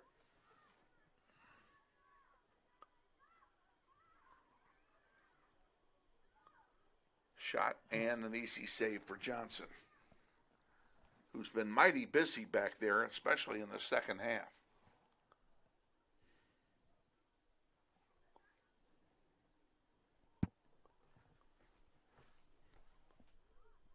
Michaela Nistis can't control it. Brooklyn Munoz pumps one into the general direction of the goal. Morrison's weak shot is easily saved by Johnson. And we're approaching 20 seconds remaining in the game.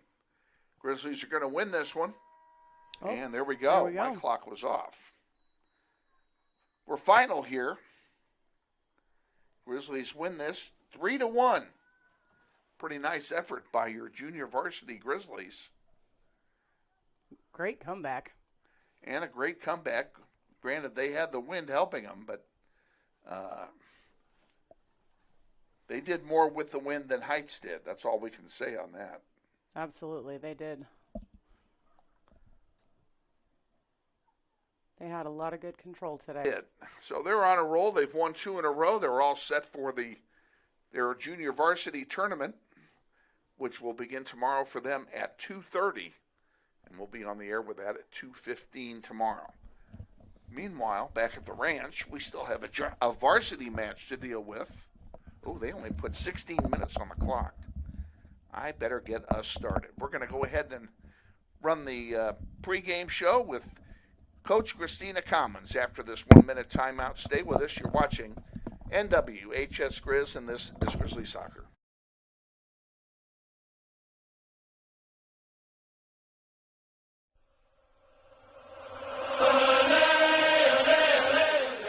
This is the McCurdy Real Estate at Auction Varsity Pregame Show. Coach Christina Commons reviews the last varsity game and takes a look at today's upcoming contest. Sponsored by McCurdy Real Estate at Auction. Real estate, but better. And now, let's join Coach Commons with Kevin Arkin.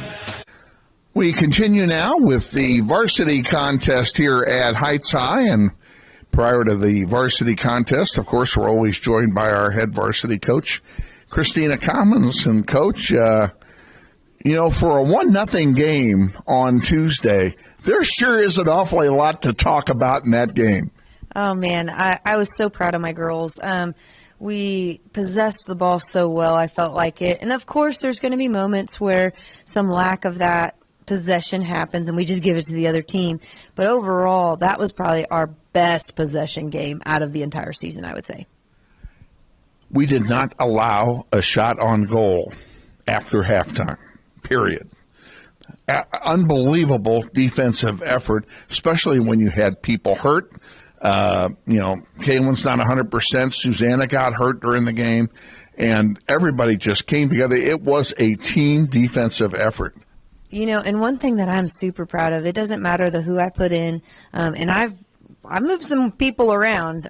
For example, Lillian Schilling. She was my center back, and she's been the center back for Northwest since she got here. And right now, she's gotten all the way up to attacking mid. So it's kind of interesting to say, hey, I can literally put anybody anywhere, and they are willing to do the position, and they work their tails off to even do well at that spot. I thought Lillian actually had the play of the game, and I still say that even though she did not score on it. When she received the ball, dropped it to her foot, bounced it up, headed it forward to pass it to herself, and got a point-blank shot off against Salame Pham. And in all credit to Pham, she made a great save on the play. That's the only reason we didn't score, but what a great offensive effort by Lillian. Oh, it's amazing. And, I think what's even better is her whole team supports her on it, and they love seeing what she's doing. She's going to get one, and it's coming. I think so, too. I was going to say I'm going to predict Lillian is going to score. There's no question about that. And, of course, you got to keep her up there where she can score. But on Marari's goal to win it in the 99th minute of the game, pardon me, I still don't have any voice from that game. But a great long lead pass from Kaylin Heath to set it up. Oh, yeah, and I think what's amazing about it is for Marari to have that much speed and excitement to even chase after that ball after that many minutes of play is phenomenal. And so I'm glad she could make it happen. And more important, she kept composure and she finished that shot. For those of you watching who were not there and did not watch our game on Tuesday at Trinity, I'm going to tell you that when this interview is over and we go to commercial break, do not leave your computer screens. We're going to show you that goal again before the opening credits of the varsity contest. So stay right there. You'll get to see that goal from start to finish. It's a beauty. Okay, let's talk about matter at hand. We got back to City League play tonight. We've got Heights High. Yeah, and Heights, they have recently played Trinity as well. They did end up losing 2-3. So it'll be kind of interesting. It's hard to say that you can compare teams with others when you look at scores and what are you going to get that night. But more importantly, if we keep what each day doing what we're doing and making those changes that need to be made, who knows what we're going to get out of Northwest tonight. Well, and Heights has a new coach this year in Tracy Nigg, who is also now the athletic director at Heights because of the passing of the late Mike Church. So she's got a lot on her plate, but she does a phenomenal job. And yeah, they've come a long way this year. Oh, she is a phenomenal coach. She's been doing this probably about as long, if not longer, than I have. And it'll be a fun time to see her out there. But more importantly, she's taking these girls and doing the skills and working them up and everything. So I can't wait to even see what they look like at the end of season as well. And we're on turf again tonight. Although the forecast for the wind is a lot less than we've had probably all season, because every game we're complaining about the 30-mile-an-hour wind and playing all at one end and all that. Not supposed to be as much wind tonight, but we're still playing it on turf, and we got to adjust for it. Oh, yeah, and I think my girls are more excited about it because it's not going to be one of those super hot nights either. Without the wind, being on turf, they love it. But more importantly, I think it's the fact that after that one we just had, they're ready for tonight's game.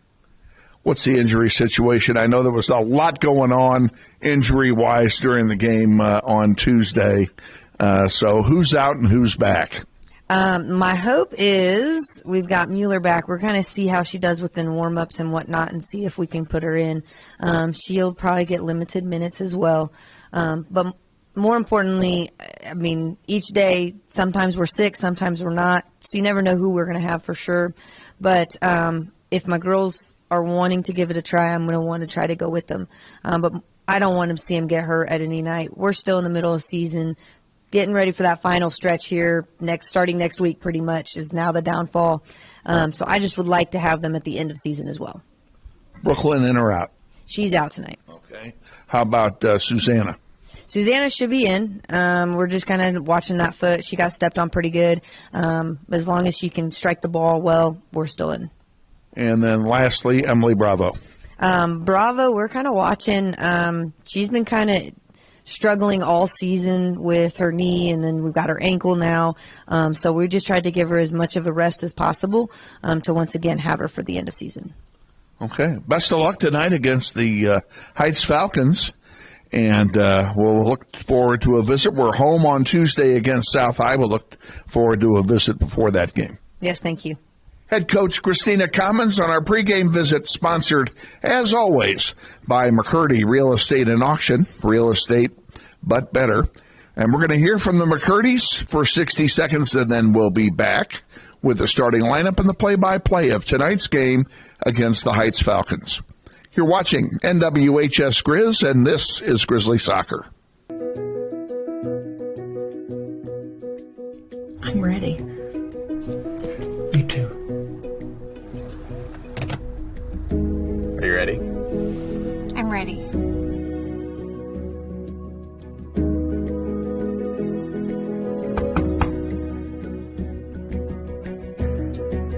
Whole marketing campaign of this property and sold right to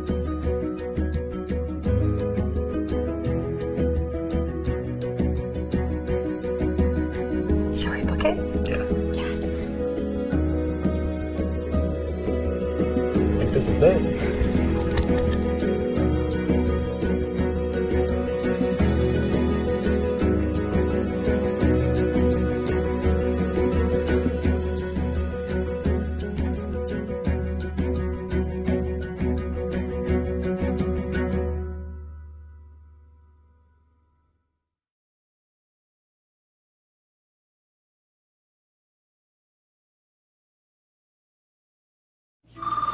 Hey man, you got out for football?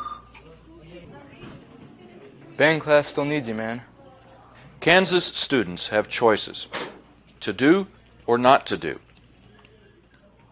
The Kansas State High School Activities Association urges everyone to participate because when activities stop, nobody wins.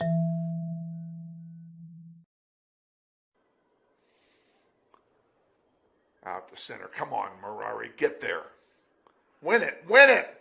She gets behind the defense. There's a shot. Score! Northwest wins it. 1-0.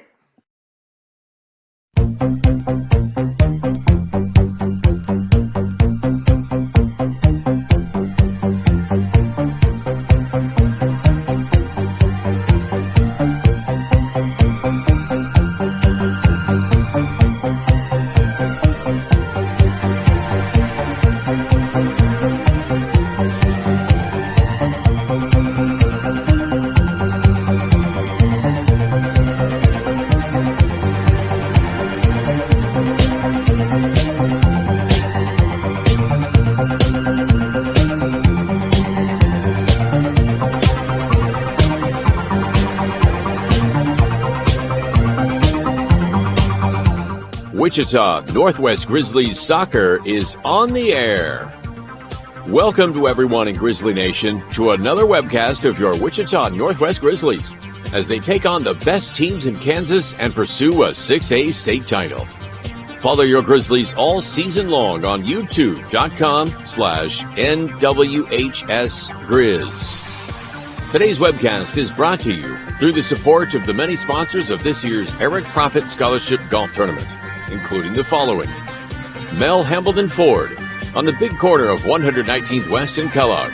We're better. We're proving it. You be the judge. Thank you, Lisa Hamilton. And by Aerotech Engineering, 5555 North 119th Street West in Mays, serving customers that rank among the world's largest manufacturers of civilian and military aircraft. Thank you, Tom Simon and everyone at Aerotech Engineering.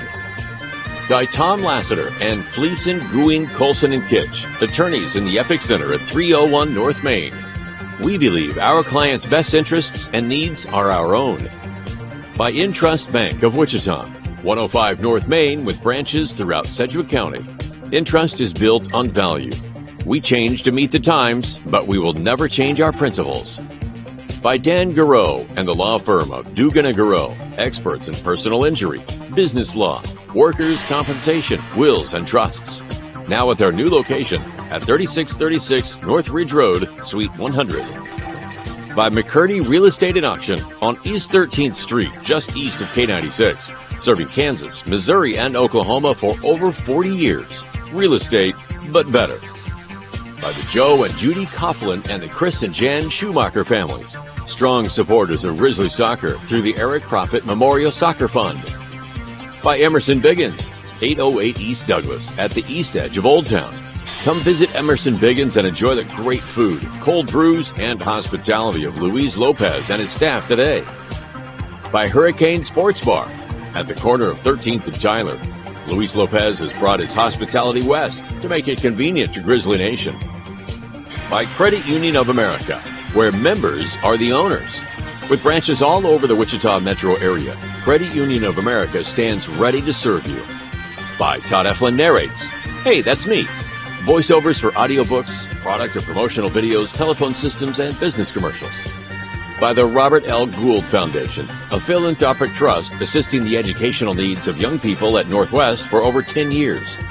By the Eric Profit Memorial Soccer Fund, providing scholarship assistance to Northwest soccer seniors each year through the support of the Eric Profit Scholarship Golf Tournament. And by the many other sponsors who make this webcast possible. And now, to the field and to the voice of the Grizzlies, Kevin Arkin. Well, welcome back to Heights Stadium. It is a long walk. When you got a pit, you got a pit. It's a long walk to the pit stop and back. Anyway, glad to have you with us. Kevin Arkin and Ashley Isbell getting set for the introduction of the starting lineups and the national anthem, which we're not going to be able to hear because we are in a soundproof booth here up in the press box. And even if we stuck it out the window, we still wouldn't hear it because not with this of the wind. Yeah, not with this wind. Pardon me, folks. Wind blowing 25 to 30 miles an hour. Temperature at kickoff of the JV game was 56. I'm willing to bet you it's gone down a little. Probably about 54 with a wind chill of about 12. Of according to my phone, it says feels like 53. Well, if it feels like 53, I'll eat my hat. Well, that's what it claims. Well, that phone isn't outside. That's all I can say to that. It just says it's 58 and feels like 53. That's gone up a little bit. The sun came out after the game started. In fact, there's not a cloud in the sky now.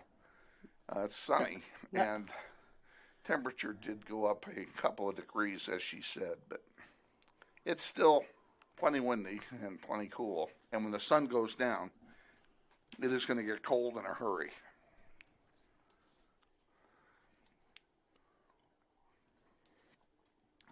Referees are out there visiting with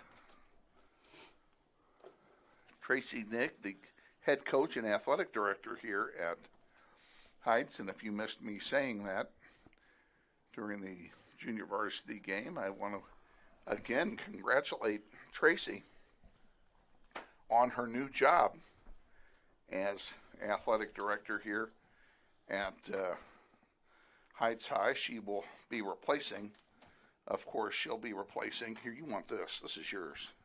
No. I think that. Nope, that one's yours. I have mine here. So, I do need this, however. I was just getting the lineup. There you go. Woo.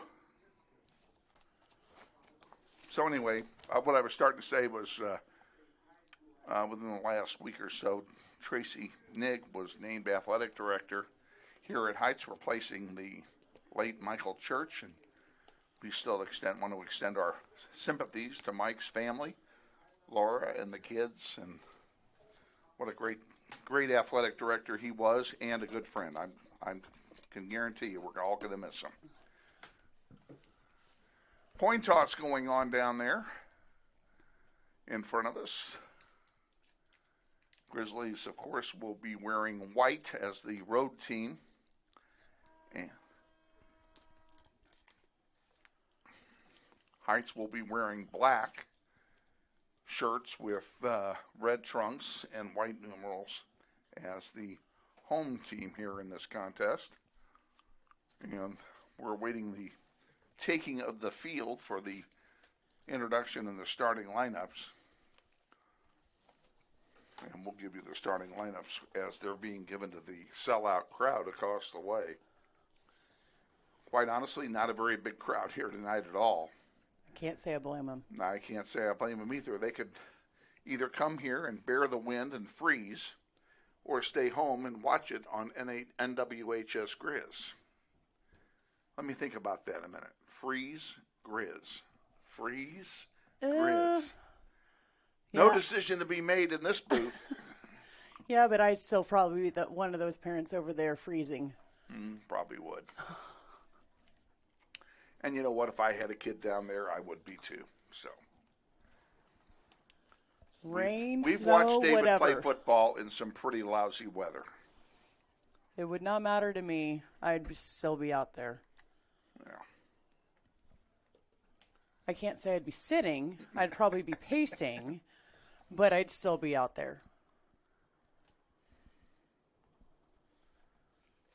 Well, the players are lined up here, and the referees are about to lead them out. I do not see who the center referee is. In other words, I don't know who he is. I don't recognize him.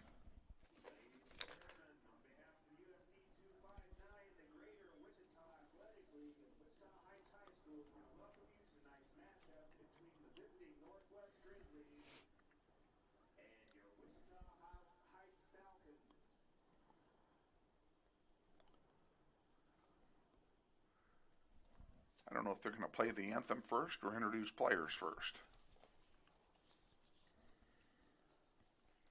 I forgot to ask, to be honest with you.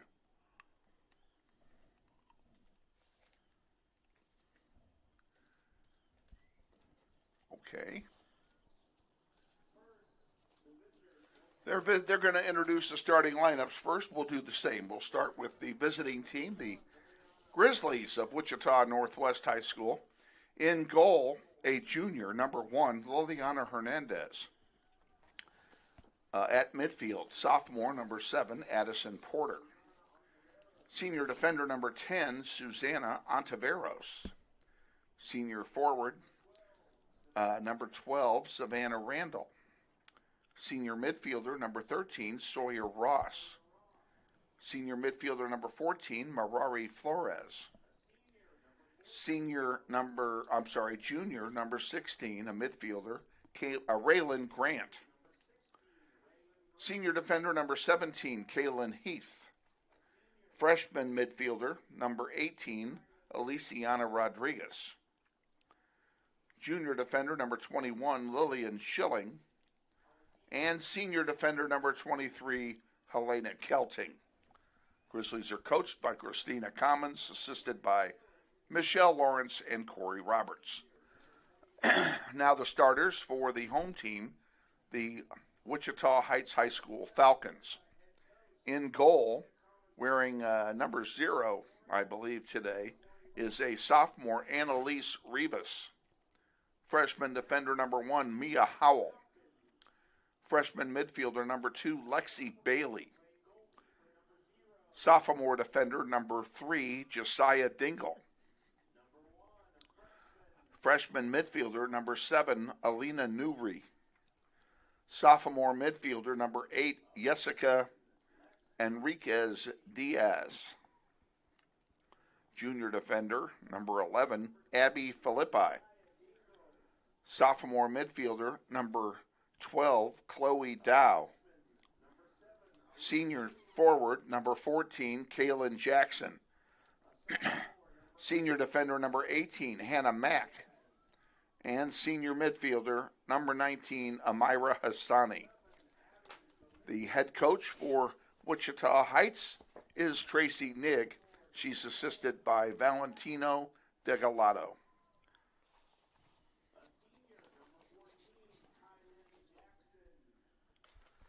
And I got a little bit ahead of the PA announcer here. They're going to do the national anthem shortly, right after this. And as they do, we will stand and give respect to country as well.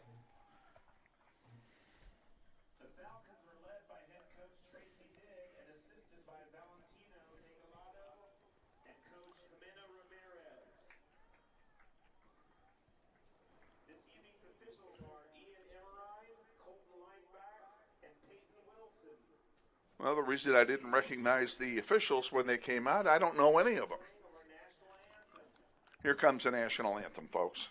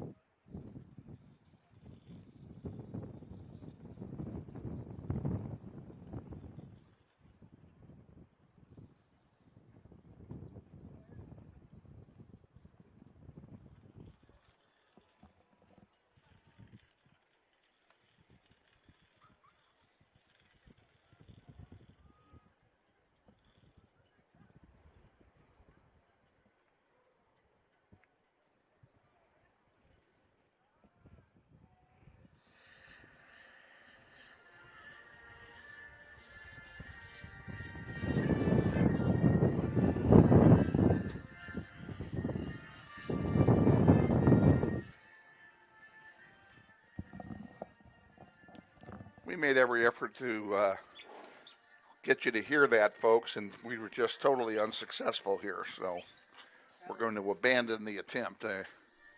That wind is just too strong at this point. It is so strong they could not raise the flag on the flagpole here today. And there's actually a groundskeeper on the far side holding a mini flag in the air as they play the national anthem. It actually looks like one of the SROs.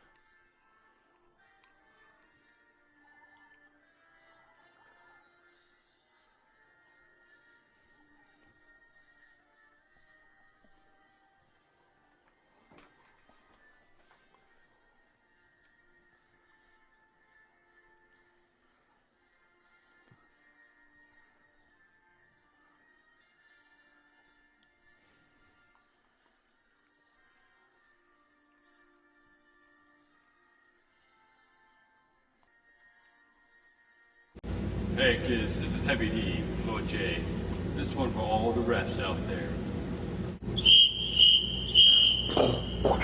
The referee is there to keep things fair. There to make the call, you may not like them all. But when you're in the stands or even on the court, Remember, be a good sport.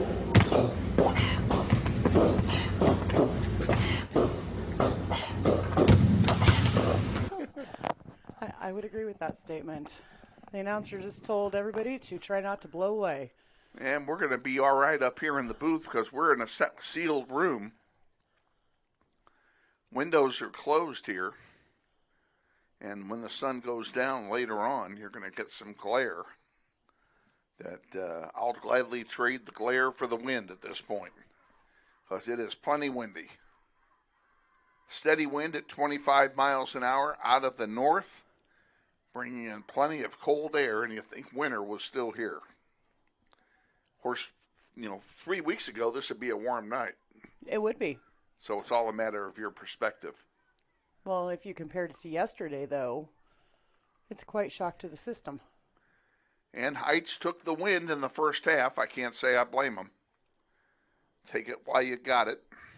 So Grizzlies will play from right to left in their white jerseys. Liliana Hernandez in goal for Northwest. And we're about ready for kickoff.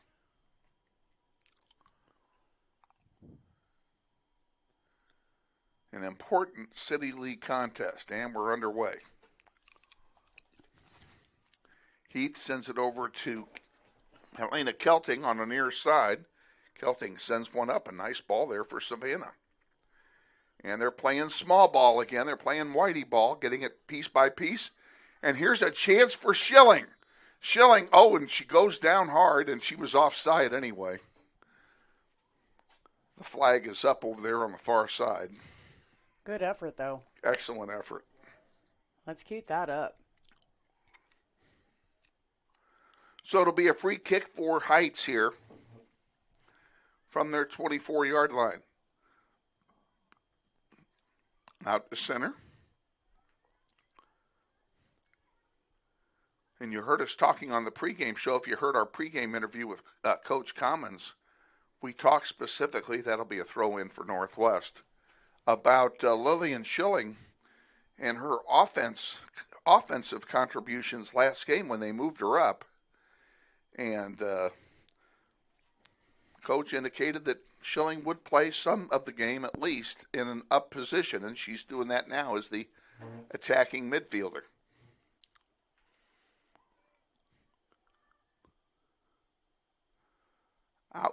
Out of bounds, it'll go over to Heights on the far side. Just underway, no score. Heights and Northwest.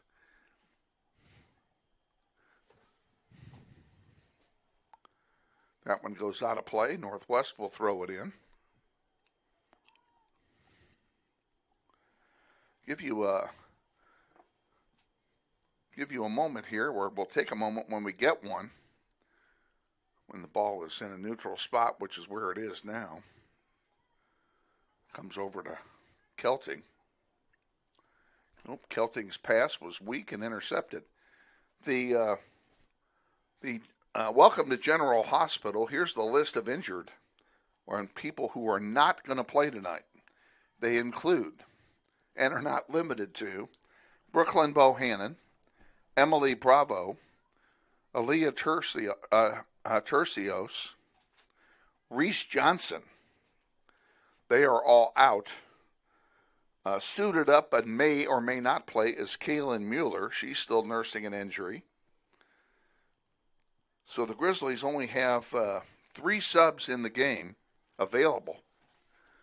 And one of those is Kaylin Mueller, and she's not 100%. So these girls are going to be tired when they go to school tomorrow. Mirari Flores, who scored the only goal on Tuesday, dishes it off now. Rodriguez sends it wide. And back in the middle, it went behind Schilling. She couldn't get to it. Heights brings it up, and the ball's taken away. And here comes Northwest, and they're calling that one offside.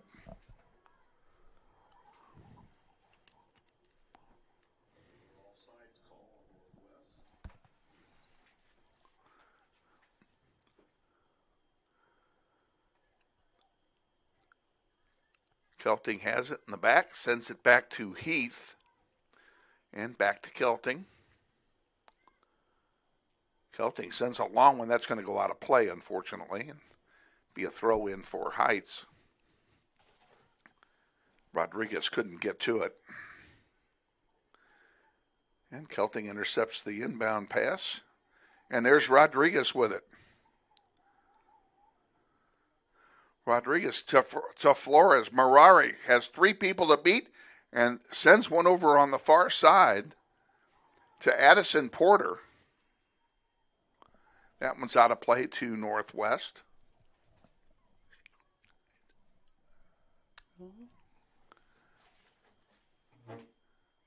Grizzlies have it at the 15. Now Heights takes it away.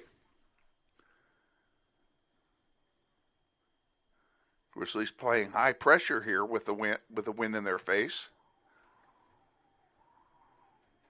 But they're doing a good job at keeping it at Heights' end of the field. Into the wind, yes. Here's Sawyer Ross, and they're going to call a foul. Not on Ross, but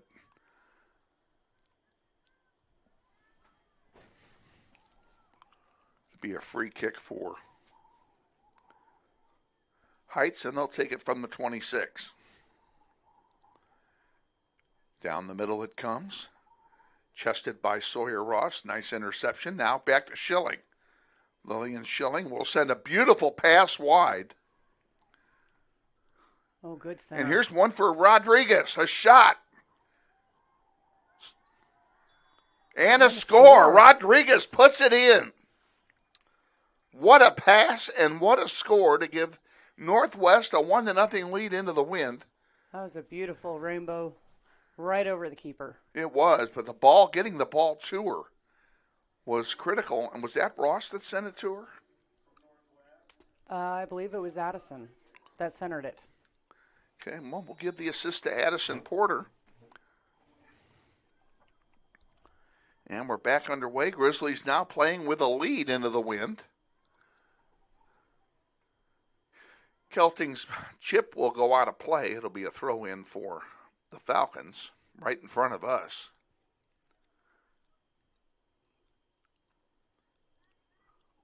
Kalen Heath gives it to Kelty. Oh, ball was taken away. That was a nice play.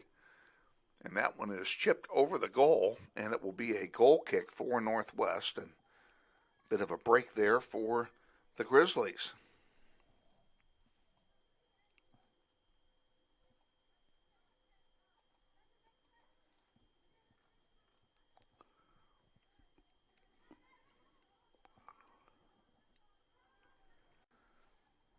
Heights with it at the 35.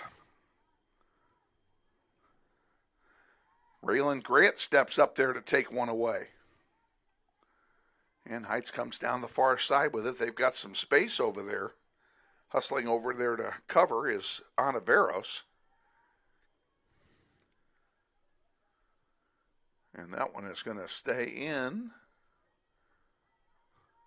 Anaveros sends it wide. It'll be a throw-in. That's probably the best they could get out of that.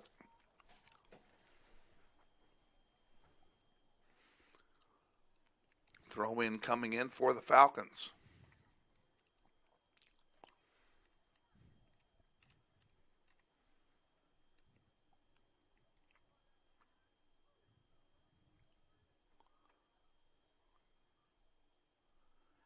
And they're calling a foul, so it'll be a free kick for Northwest. Well, actually, they didn't like the throw-in, I guess, because they're giving us the throw-in. Now we'll give it right back to them. Yep, looks like it's back to us. Yeah, we'll do it over again. Heath will throw this one. No, it's a free kick. I don't know what they saw. I didn't see anything. Well, it is on the far end of the field, so. I know.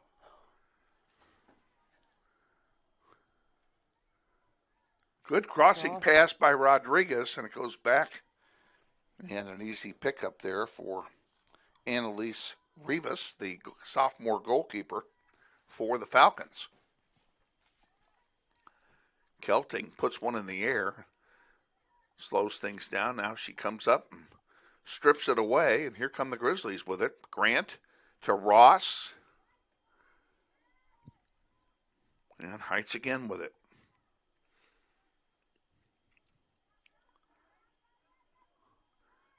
Onivero sends one over on the far side to Porter. Porter to Schilling. And here's something going for Northwest on the far side. Can we get a shot off? And the answer is no. Good tackle on the ball by the Falcons.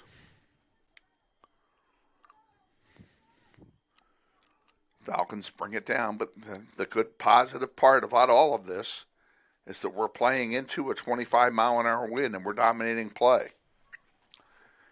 Much as the junior varsity team did earlier tonight before trailing 1-0 at halftime. This time the Grizzlies lead by 1.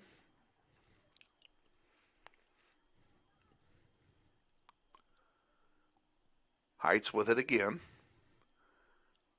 And poked away by Heath. That one's going to go all the way across the goal line. That'll be a goal kick for Northwest. Let's take 10 seconds. We'll be back. This is Grizzly Soccer. The Penner Low Law Group, 645 North Waco, is a proud sponsor of Grizzly Soccer through the annual golf tournament. Grizzlies wasted no time on the goal kick, and Addison Porter has it over at the 20. Kelting will send one up the middle. That was intended for Rodriguez. Sawyer Ross with it now. That one gets over there past Addison Porter. And it will turn over to Heights.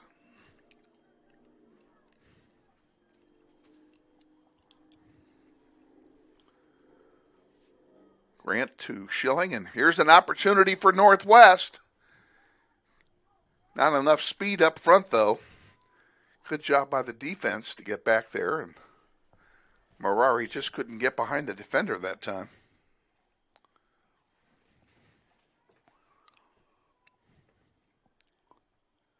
That one goes out of play. It'll belong to the Grizzlies.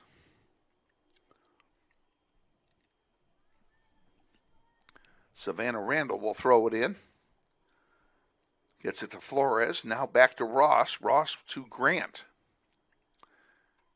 Grant looking for some help. Gets it back to Marari. Now back to Sawyer Ross. Nice move by Sawyer. She gets it up. Oh, it went through the wickets of Savannah Randall, and that'll be a throw in for Heights now. 11 minutes gone, first half, 1-0 Northwest. Schilling, a big blast and an easy save by Rivas. She will have a goalkeeper distribution. And the lights are on here at Falcon Stadium. Haven't taken effect yet as the sun still covers most of the field. I'm just grateful tonight I'm not looking into the sun. I'm grateful we're not outside. But we will be tomorrow. Oh, we will. I will have my layers. I will too. That one goes behind the net. That'll be a goal kick for the Falcons.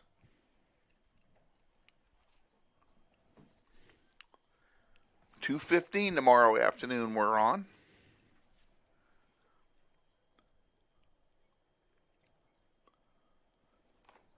Have a pregame visit with Michelle Lawrence before the game.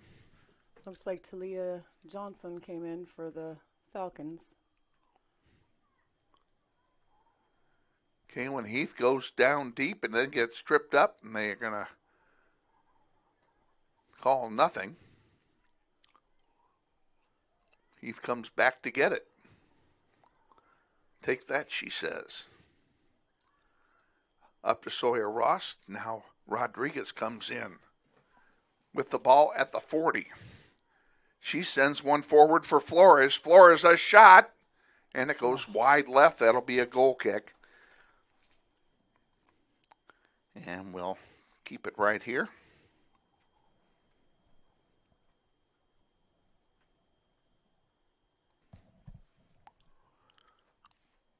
Rivas will take this one herself. Raylan Grant intercepts it. Got it to Sawyer Ross, but Sawyer couldn't handle it. It was kicked so hard. And Heights comes away with it. They got some numbers now, 5-on-3. But this is going to go out of play and become a throw-in for Northwest, so that all goes away.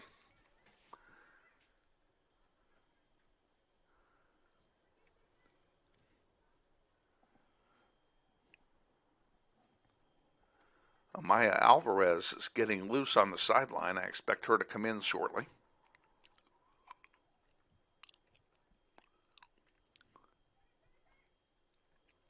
Schilling to Flores, and Flores sends a nice one forward that is headed forward by Schilling. Schilling has impressed me with her head skills the last 2 games. Oh, she has incredible head skills. We got to see some of that last year, too, as well. There's a long blast, and it goes wide. That'll be a goal kick for Northwest, and we'll be back. The Brass Tap Room at Side Pockets is a proud sponsor of Grizzly Soccer, located at South Tyler Road.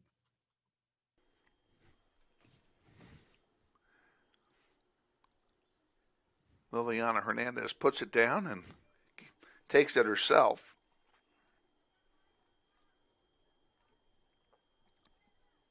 Out it comes towards center. Flores gives it to Schilling. Schilling give and go to Flores, but she's not going to beat this one. Oh, yes, she is. Oh, she's amazing. In front, there's a shot and a save by Rivas. Fantastic effort. It was. I gave her no chance. And I obviously was in error.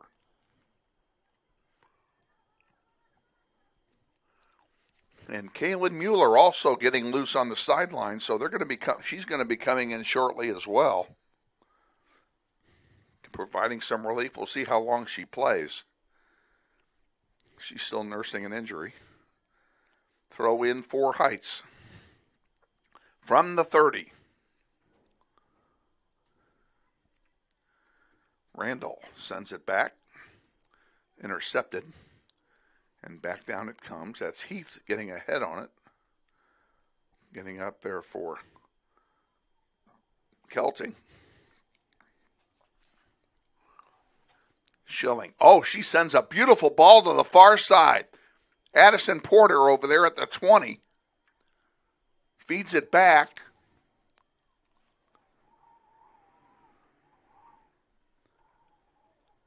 Rodriguez. Centering one, and it's intercepted. Raylan Grant gets the ball. And one is chipped back, and it'll be an easy save for Miss Rivas. Again, another good offensive thrust by the Grizzlies. Kelting has the ball intercepted. Comes back, gets it herself, now loses it. And she gets it back. Is it going to go out of play? Yes, and it will be a throw-in for the Falcons, about a yard from pay dirt. Now there's some confusion as to where the player throwing it in, which was Riley Moody, it was about to give up 25 yards. And then Amaya Alvarez and Kaylin Mueller just came in, giving Addison and Sawyer a breather. All righty. And we have a foul called, and it will be a free kick for Northwest. Heath will take it.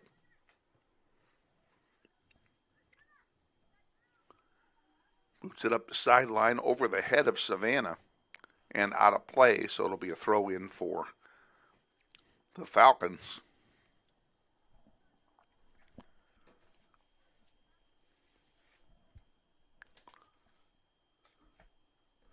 And we'll do it again.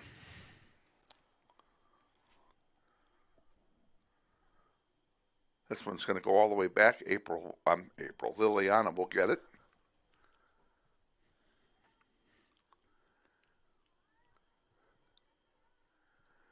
Ontiveros at the 20. Sends one wide. Back to Heath now. Heath up the middle. Rodriguez tried to get a streaking Kalen Mueller going down the far side, but it was intercepted.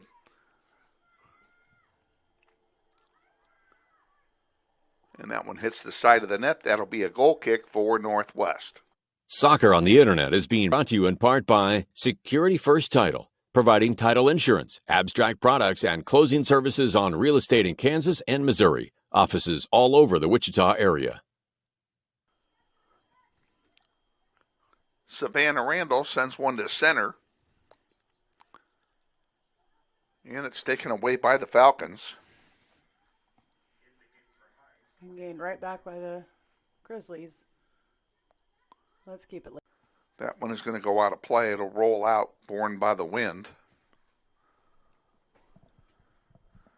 Heights will throw it in from their 35.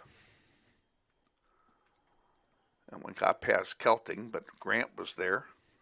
Now Heath sends one up the near sideline, and that one's going to go out of play. We'll do it again here for Heights.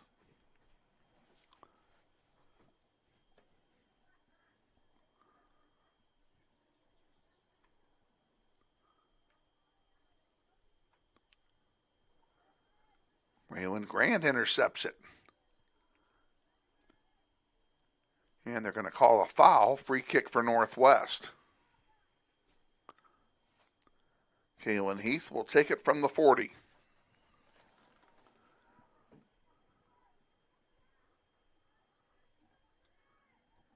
In the air it goes, and Reva's going to get it, and she does.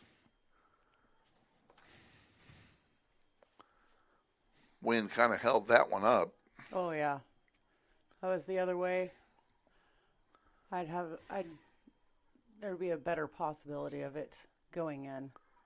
But she definitely has one heck of a foot. Mueller with it at center. Sends it back to Kelting at the 40. And up the near side, intended for Savannah. Comes back to get it. And now a ball sent up the near sideline by Kelting. And the girls haven't figured out yet that this field has a crown on it. And every time they do that, it goes out of play. Like that one.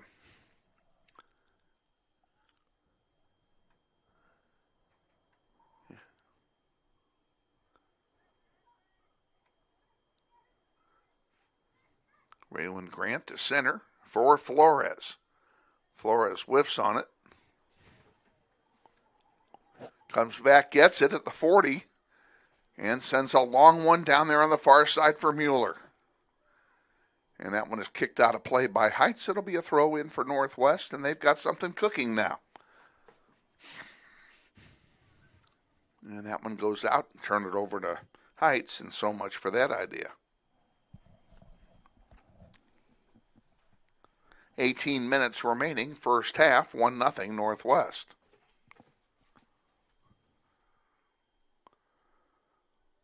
And again, we'll do it for Heights.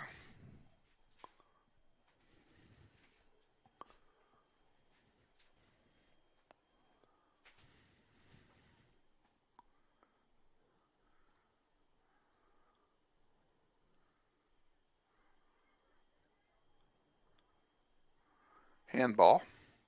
Free kick for Northwest.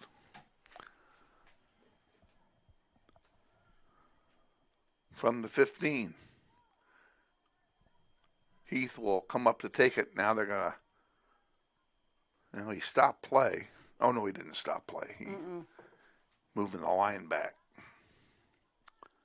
You can't cheat on a football field, ladies. How many times do I have to tell you? I can count to 10 without taking my shoes off. In the air it goes, and it's going to be too far. It'll be a goal kick for Heights, back in 10. We are grateful to Dr. Jamie Profit and John Edwards, proud longtime supporters of Grizzly soccer, for their continued support. Awaiting the goal kick from the Falcons.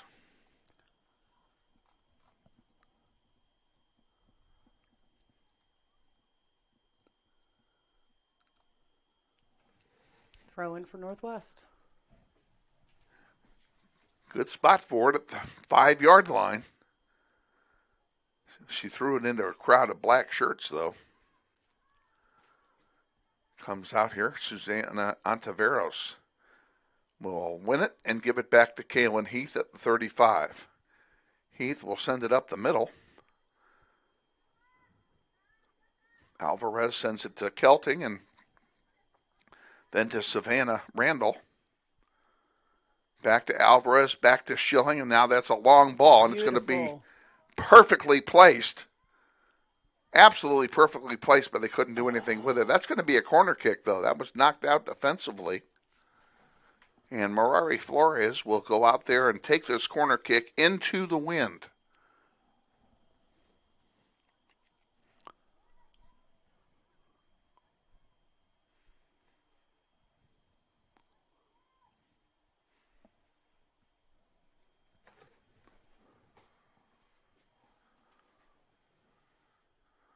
Loose in front. Mueller couldn't get anything on it. And it's cleared out by the defense, and it's going to go out of play. It'll be a throw in for Northwest. Sawyer Ross and Addison Porter will come back in. And I think it's a safe bet that Kaylin Mueller's going to come out. Nope. Nope, I'm wrong. Well, it was a safe bet. It just wasn't the right bet. Right. Savannah Randall takes a seat along with Lillian Schilling. So I only had them both wrong, Yeah, so I was don't- 100%. Just don't go to the casino anytime soon. I'll make a note of it.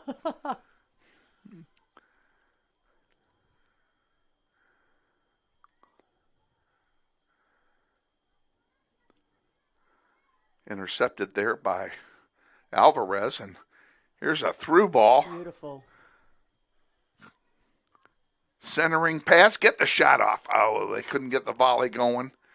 And there's a big blast that hits the upright from football, and that'll be a goal kick. Back in 10, this is Grizzly Soccer. Grizzly Soccer on the Internet is sponsored in part by the law offices of O'Hara and O'Hara, 1223 East 1st Street in Wichita. Inside 14 to go, first half.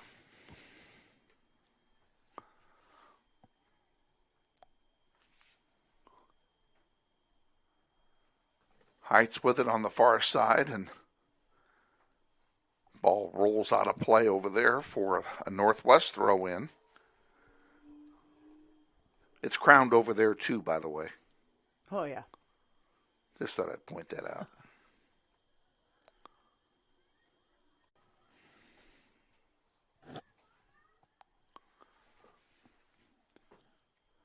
Kelting at the 45, can't control it. Here comes Heights downfield, 1-on-4.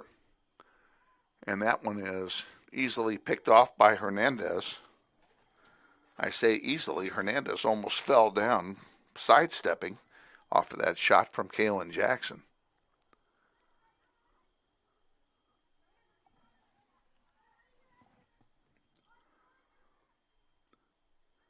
In the midfield, there's Sawyer Ross. Grizzlies have it. Porter back to Kelting now. Up to Rodriguez, and Rodriguez spin move. And another good ball by Rodriguez. Can we get a shot off? And then we do, and it's a save, and there's a rebound and another save. Two good shots off a great pass up the middle.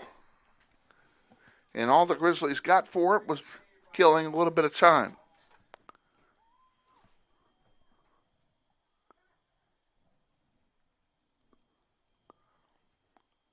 Ball's placed out to center.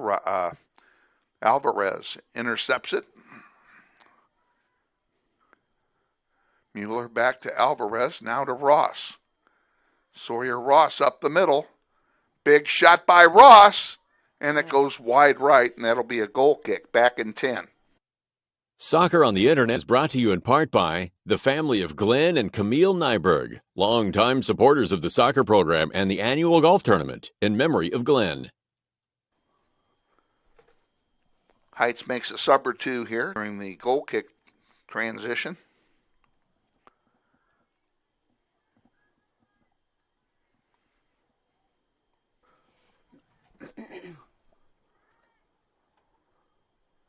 Kelting will throw this one in and gets it to Sawyer Ross.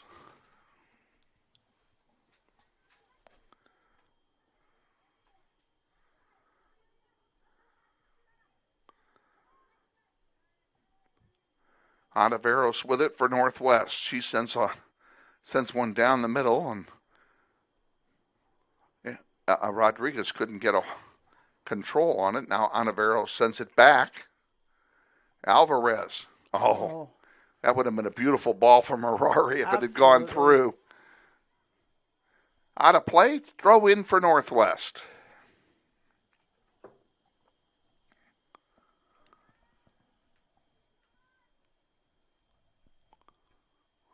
Oops.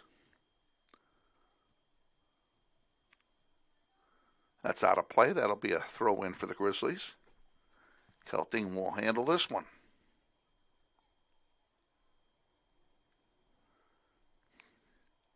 Gets it into Marari. Marari has 3 people on her. Splits 3 of them.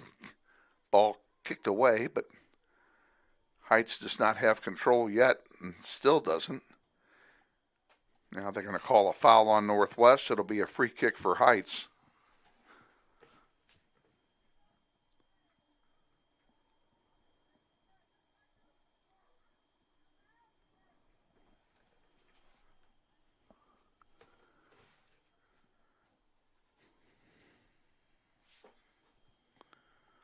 Now when you're starting to get some of the glare on your screen, it's a reflection of the sun, which is going to set directly behind us. And I'm going to need to put something over this glass. Oh, I was thinking the same thing. To keep the sun out. I'm going to grab my coat, too. Well, I'm going to see if I can get my coat to cover something. And a nice cross, and we'll have a corner.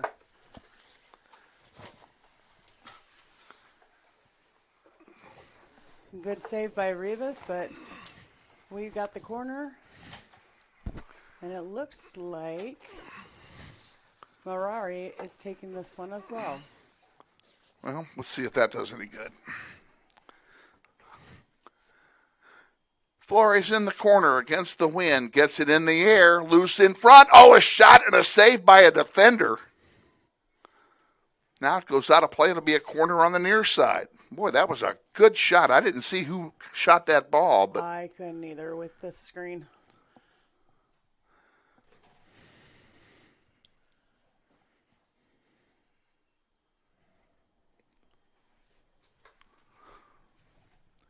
In the air again. This time it comes out too far, and Heights is able to clear it. That corner kick did not work near as well as the first one. Grizzlies have had some great chances in this half. Into the wind.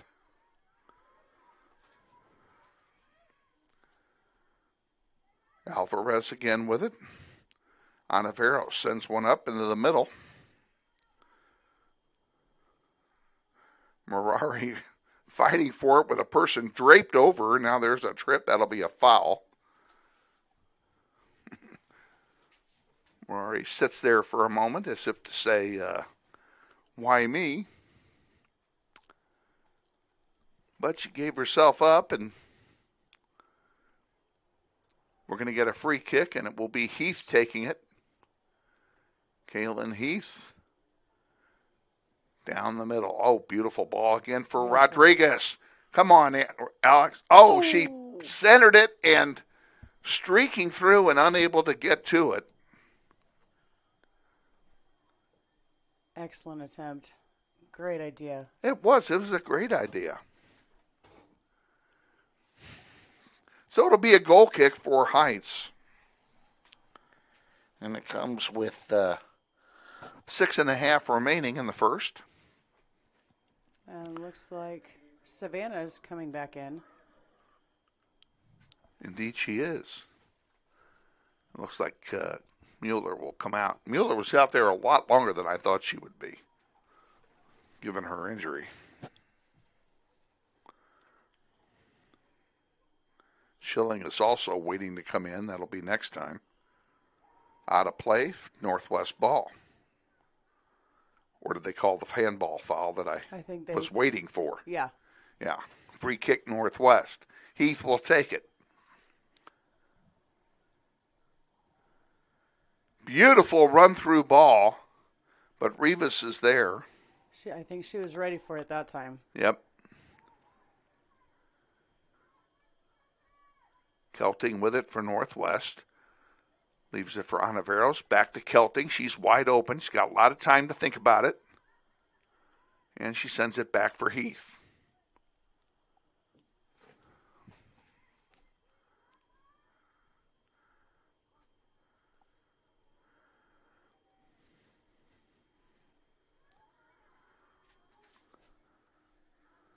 Alvarez can't get it forward.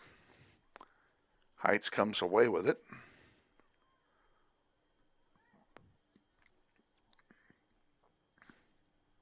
Rodriguez on the near side. Gets past the defender. To the 10, the 5. Centering one. Come on, get it in there. Oh, and it goes out of play. But it'll be and a that corner. will be a corner kick for Northwest. Good defensive play by Heights that time.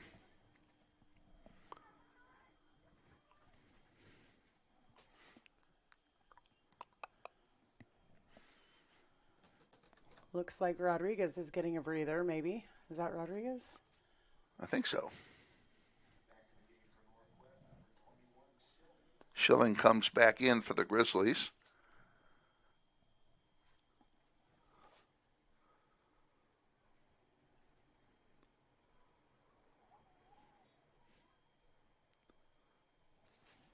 And that ball is loose in front and kicked back, and we're going to have it right back to her, and that one bounces still loose in front. And what are we calling here? I wonder if he called a handball. There's no handball there. I think he called a handball, and so we've got a PK. I didn't see any handball, but yeah, that will be. They are giving him a PK. He's. Well, the referee did not stop the clock. Or the scorekeeper didn't. Morari will take this one. Here's the shot off the crossbar. And that'll be a goal kick. I think that hit the football crossbar, actually. Yeah. Boy, a golden opportunity lost there. If that had been lower, it would have been in because absolutely. Rivas was not going to stop it. Nope. Morari again with it. Takes one and has it blocked. Grant sends one in. And Rivas is there for that one.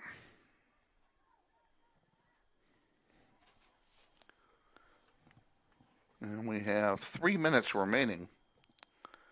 My clock, your screen clock is 10 seconds fast.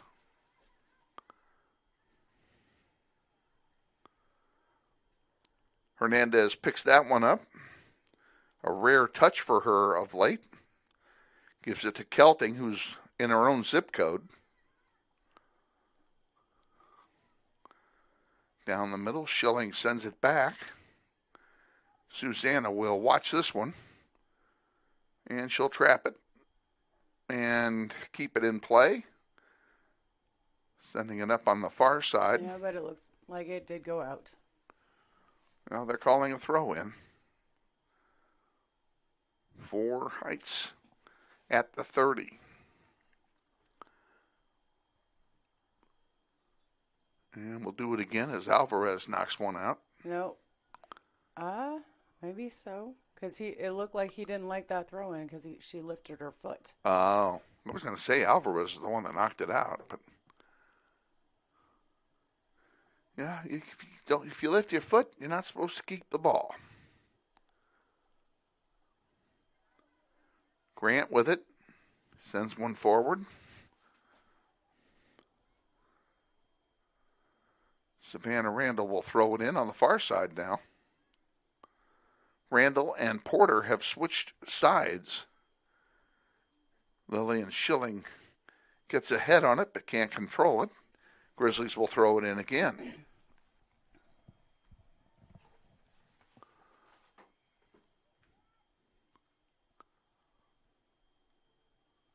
Montevideo sends it forward.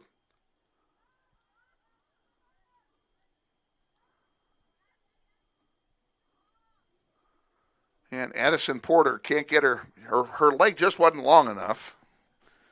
And there's less than a minute to go here in the first half.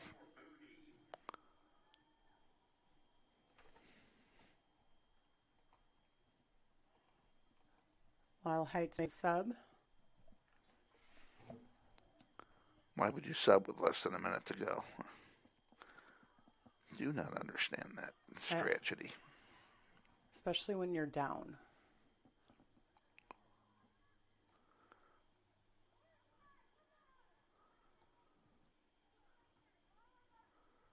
Heights intercepts that pass. 15 seconds to go now.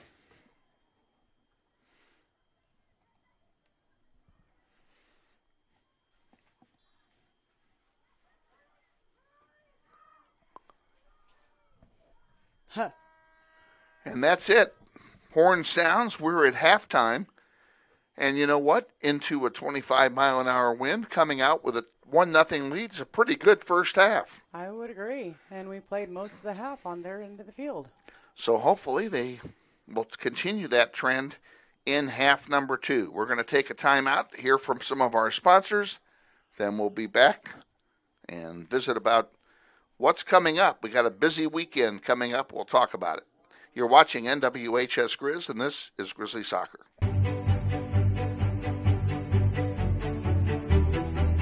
Friendly is finding a better rate, an instant debit card, scholarships and teacher grants for projects, loans specifically for teachers and healthcare professionals, being the #1 auto lender for a reason,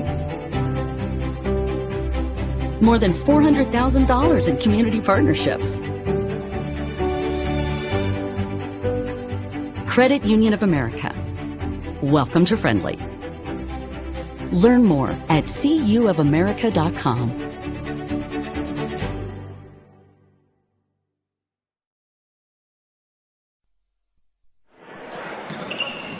This may sound like a typical high school basketball game being played on a Friday night in Kansas.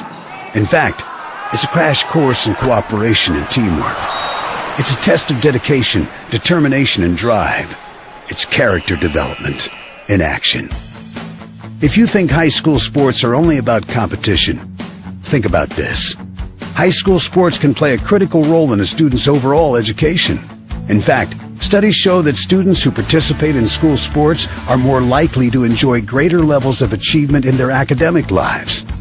At the same time, playing sports helps teach lessons not covered in the classroom. Lessons like tolerance, respect for the rules, and the importance of supporting your community. High school sports, a winning part of a complete education. This message presented by the Kansas State High School Activities Association and the Kansas Interscholastic Athletic Administrators Association.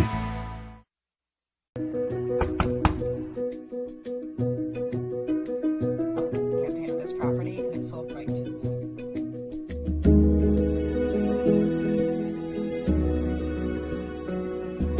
Shall we book it? Yes.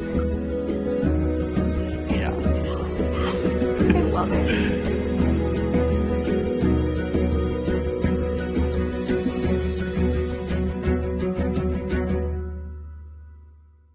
Hi friends, Phil Nightingale, General Manager at Mount Hamilton Ford. Have you been thinking about a new SUV? Right now is a great time to buy a new Ford at the big corner of 119th and West Kellogg. EcoSport, Escape, Edge, Explorer, Expedition. Mount Hamilton Ford is sure to have the right vehicle to fit your size. And you know you can count on us with this great selection to find the right SUV at the best price to fit your budget. Check us out online or in person. Let us make your purchase easy with pickup and delivery right from your home or work. Mount Hamilton Ford, experience the difference. What does it mean when people say America is a land of opportunity? It means the power to discover, to redefine yourself, To improve yourself. to challenge yourself, To realize there's more in you Than you ever knew. that you could do. means giving people an open field to explore what they do best. With the best tools, The best training, The best technology in the world. We bring out the best in the people who serve. so you can be all you can be. Grizzly Soccer Online is supported by Todd Eflin Narrates. I'm the voice you hear on our sponsor announcements. My wife is an alum of Northwest, and this is my 6th season as your announcer. I was a longtime radio personality in Wichita and now do full-time voice acting. You can use my voice for your business, like product or training videos, telephone systems, radio or TV spots, and audiobooks. Learn more online at toddeflin.com. That's TODDEFLIN.com.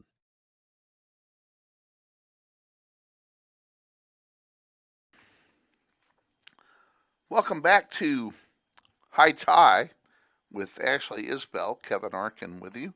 Grizzlies lead at halftime 1-0 over the Falcons. And pardon me a moment.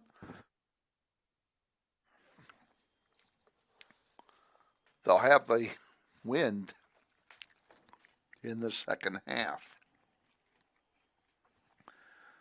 The wind needs to stop because my allergies are just out of control. Everything's out of control. You know, I've been dealing with allergy problems, Ashley, since November. And the only time I didn't have allergy issues was spring break when I was in Austin. But you do know that with being in Kansas, the wind is likely not going to stop that quickly and that easily. No, not in this place. It's always windy here. And in all my years in Wichita, the 40-plus years I've lived here, I've gotten used to it. But every year it seems like the allergies for me get worse. So anyway, we're on all kinds of medication and prescription and non-prescription pharmaceuticals here. So we're doing what we can to deal with it. Anyway, okay, let's talk about the JV tournament. Tomorrow, Northwest will play Circle. Pardon. They'll play Circle at 2:30. We're going to be on the air at 2:15 with a brief pregame interview with Michelle Lawrence. And then the Grizzlies will play again. Gosh darn it. They'll play again at 5:30 tomorrow afternoon, regardless of whether they win or lose against Circle. They will play again at 5:30. We'll have that game for you, and we'll be on the air probably at 5:20. It will be a separate program because of the time distance between the two games. We're not going to leave everything run for 2 hours with nothing going on. So we will close down. We'll have a new program up for the second game. And then, of course, we'll do the same thing for the third game if we're able to broadcast it. The third game will be played Saturday at 9:30 in the morning. Breakfast with the Grizzlies. And in order for us to broadcast that game, the Grizzlies have to win one of the first two. It would help if they would win them both, because then they would be on the varsity field for the entire tournament. And they would also be defending their title, which the Grizzlies won last year, playing two games that went into penalty kicks of multiple rounds. The second game, I think it was against Bueller, if I'm not mistaken. I don't remember who they were against, but the first game we went into PKs, and that was the round of 7. That was 7. And the second game, we won straight up. No, yeah. And then it was the championship game that we went to 10 rounds. We went to 10 rounds, yeah. And, folks, you had to be there because we were up on the balcony outside the Marriott where we do our broadcast from at home games. And Ashley, on several occasions, almost jumped over the balcony. Well, it about made me nuts. At one point, we were considering putting a parachute on her just in case. It was necessary, and yeah.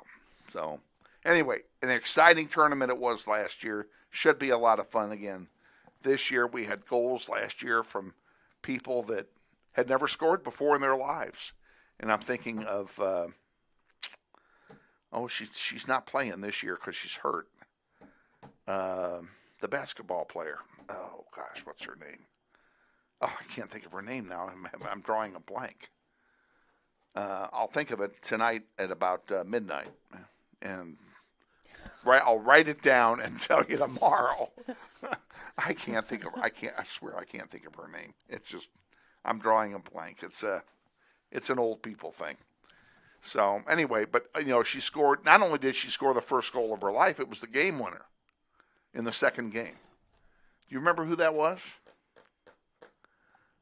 A lot of them, I will recognize their name if I see it, but that's about it. Yeah. I can't, for the life of me, and I don't have any of those records here because we travel light when we go to Heights because we have to climb 40 stories of steps to get up here.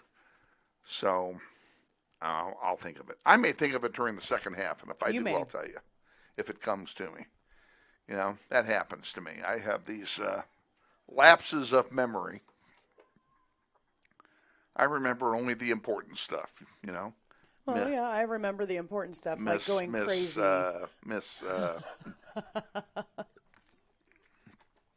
Yeah, I do remember you going crazy. Yeah, you were an absolute basket case in that tournament. So, but it was fun. It was fun. Brooklyn Munoz had a goal. Yep. Her first goal ever in that tournament. Well, and April even had. And April had the winner. Had the winner of the championship game. Yeah, she scored the winner in the 10th round. And I was more nervous because the last time she had taken a PK, she second-guessed herself, so kicked it right to the keeper. So I was hoping. Sometimes that's good strategy because if the keeper dives. Well, but this was just in just straight-up PKs, so.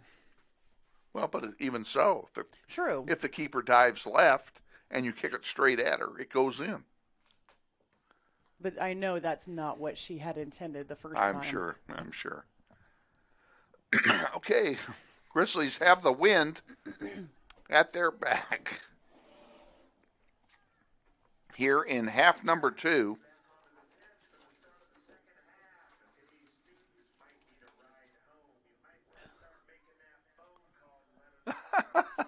I'm laughing at the PA announcer because he's doing what every administrator would do in his position.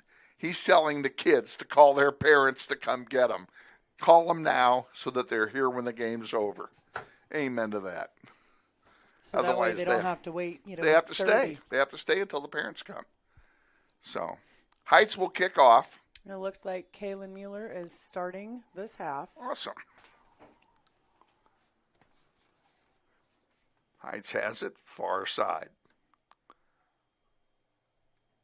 And just like that, the Grizzlies take it. Rodriguez wins it. Back it comes. Kaylin Heath intercepts.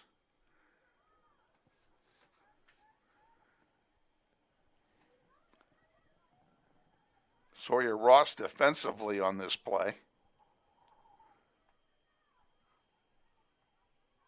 And that's Amaya Alvarez who's going to throw it in. She's starting the second half as well. She throws it into Mueller. And that one is popped out. That was an attempted give and go by Raylan Grant to get it to Mueller, but it went out of play. Mirari Flores. Oh boy, that would have been another great through ball. It was a good attempt. I'm going to say Rodriguez was over there licking her chops.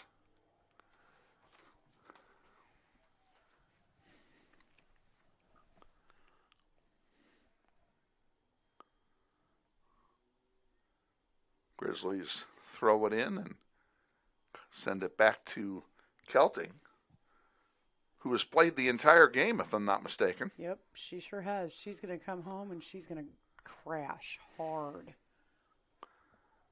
Rivas gets the ball for Heights. You can see the shadows have lengthened over 2/3 of the field. That's the press box shadow that you're seeing on the field as the sun is directly behind this building. Mueller through the wickets of Marari and all the way back to Rivas.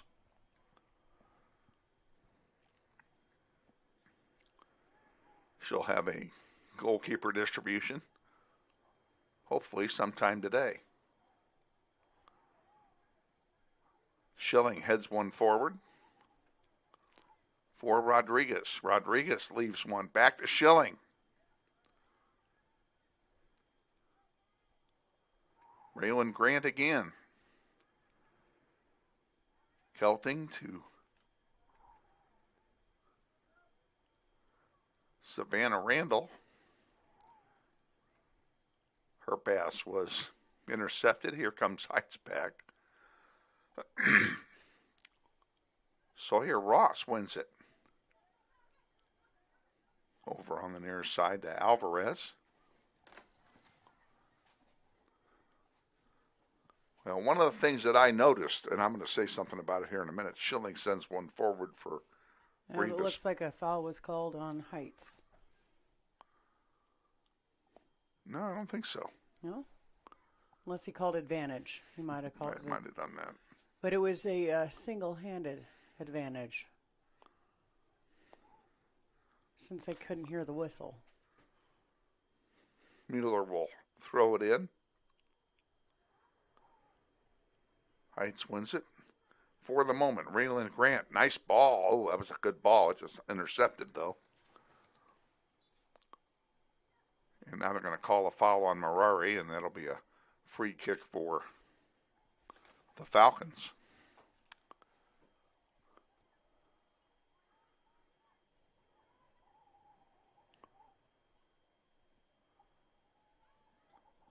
Sawyer Ross fighting hard at midfield.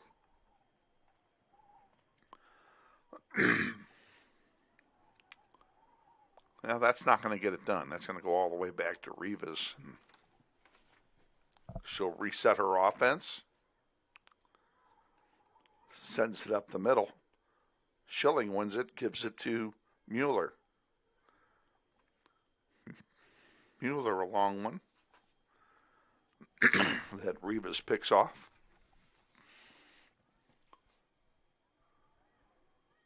And there's a...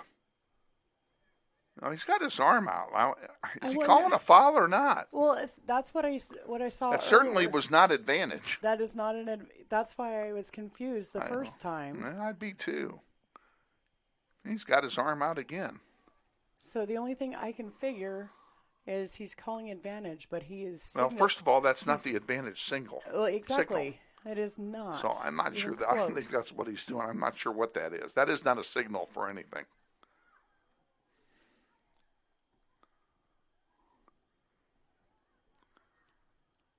Alvarez wins it.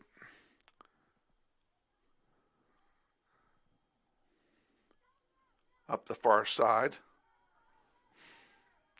Onside. There's a chance. Score! Rodriguez scores it.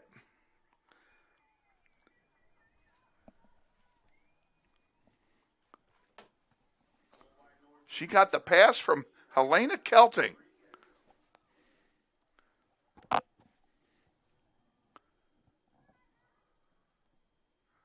Did he disagree with me?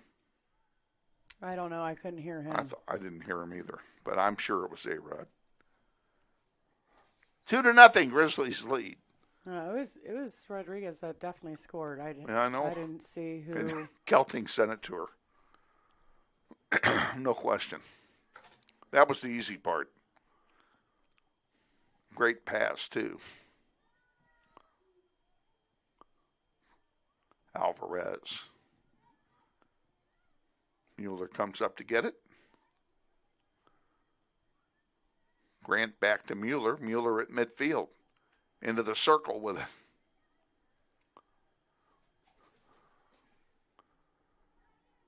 Here we go again. Another play for Rodriguez, and this time she's a little bit long. And high. And high.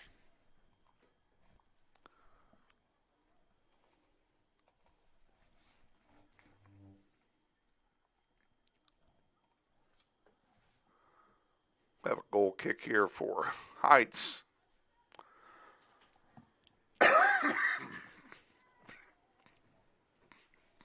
And then it looks like a throw-in for Heights. Didn't get it too far down. little bump there, and they called that one. Yep. Now, that time his arm signal was correct. Right. Just thought I'd point that out. No, I mean. I don't know what this waving it around like you're, Yeah, I don't know. calling for a drink or something. There it is again. I don't know what that is. I'm telling you, the best thing I can guess is he's calling advantage. That's not advantage. He's not calling that, though. That's the best guess. Well, even though I know for a fact that is not the advantage Heights signal. has a player injured here. That's why we've stopped things. And nope, he has not stopped the clock. Nope. Player gets up. We're going to move on.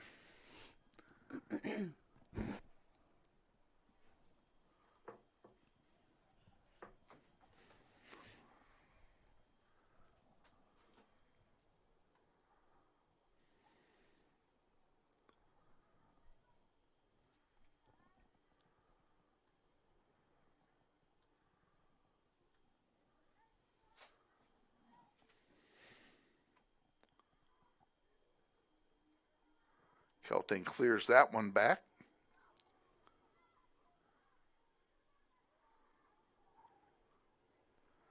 Elena has it again and sends it up midfield to Schilling.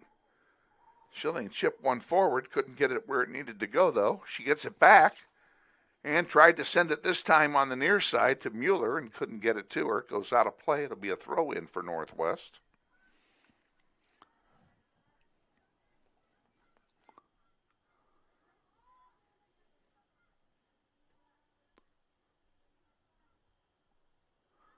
Morari into the penalty area, goes down. And looks like... That's going to be a PK. That should be a PK. She was tripped. Yeah, looks like he is awarding a PK. Yep, as well he should. Are we going to stop the clock this time? No. Nope. Oh, he just did signal. Did he? Yes. Did they stop it on the scoreboard? Yes. Is my question. Okay. Very good. And who's lining up to take it but Morari? All right. She'll get another opportunity. She missed the first one. And they're moving Oh, that's Schilling. Excuse me. Oh. That's Lillian Schilling. I don't know why I said Morari. I don't know what I was thinking. And Morari's standing over here in front of us. So Lillian Schilling will get a chance. This is going to be her first attempt at a penalty kick. And she scores it. Lillian Schilling on the PK makes it a 3-0 game. Perfect. And that's her first goal of the season. I told you she'd score. We talked about it off the air. We were talking about the various players, and we predicted Lillian Schilling was going to score soon. She was definitely, especially after yesterday, or not yesterday, the last game. She was definitely due for a goal. She's been an offensive weapon for Northwest the last few games. And looks like Susanna and Addison Porter came into the game. Yeah, Kelting and Morari are both taking a seat. Maybe that's why Lillian took that. It's because Morari was tired. Yeah, I'm sure they both are tired. They just need a little bit of a breather. Yeah, they've been out there the whole game. This one is offside. That's an easy call.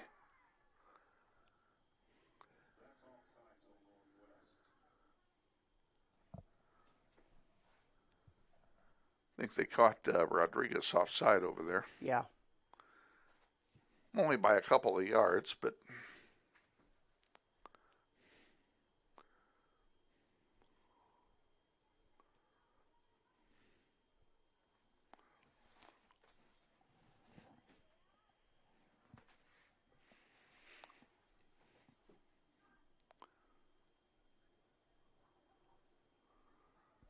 Heights on the move now.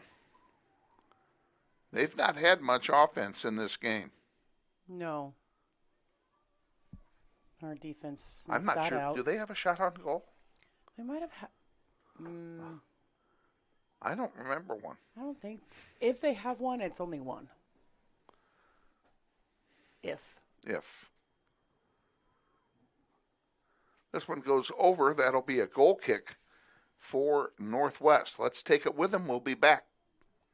This portion of Soccer on YouTube is sponsored by McCurdy Auction and Realty. East 13th, just east of K96 Highway. Real estate, but better. Oh, are you? Yeah. Back at Heights High. The goal kick just now taken. Oh. Oh, what a save by Rivas.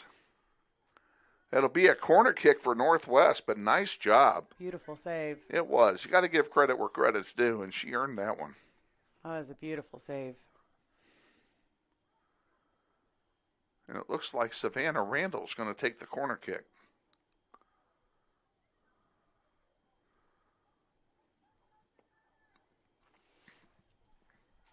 From the far side with the wind.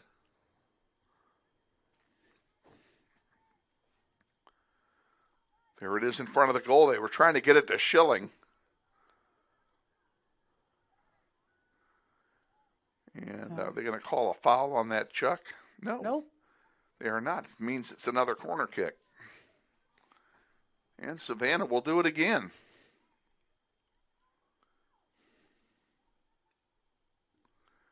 And again, it's in front of the goal. They tried for a header, and it was too high. Good idea, though. I like the idea, and I like the enthusiasm. Absolutely. Be a throw-in, as it turns out, for Heights. 28 to go, second half. 3-0 Grizzlies.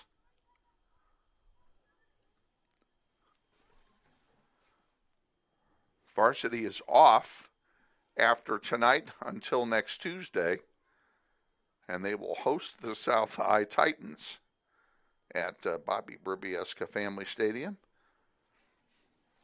Doubleheader, we'll be on the air with that one at 4:45, as we normally are. Addison Porter takes the throw in and passes it back. Grant can't get anything going. Now here's Sawyer Ross at the 35, sending it over to Mueller. Pardon me, Kalen Mueller. Heights comes down. They don't have numbers, but they did get a foul. They'll have a free kick from the 40.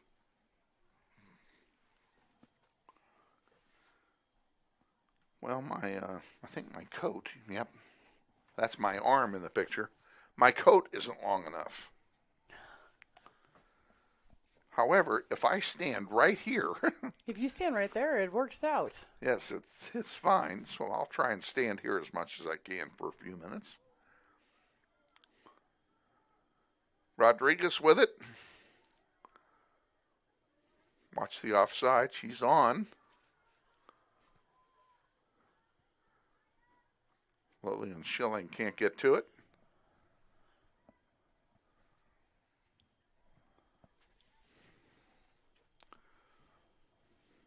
Mueller will throw it in for Northwest of the 10. There's a shot that's over for a goal kick back in 10. This is Grizzly Soccer. Grizzly Soccer on YouTube is brought to you in part by the Ron and Christy McMeekin family, proud supporters of Grizzly Soccer. Say what? I said my jacket wouldn't be any longer. No, don't worry about it. Heights with the ball, just gave it to Northwest for a throw-in. Then we just request that they continue to play on this end, then we don't have to worry about it. That's right. As long as it's down here, we're fine. Mueller throws it into Schilling. Schilling back to Addison Porter. Back to Mueller. She puts one in the air center. Too far, and it goes over the goal line. That's unfortunate. Right idea, for sure. Yep. Yes, indeed. Goal kick coming for.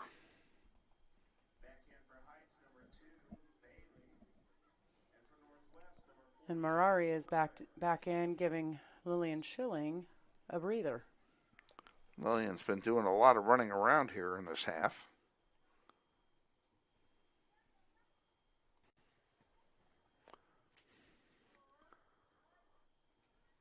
popped up. Infield fly rule is called.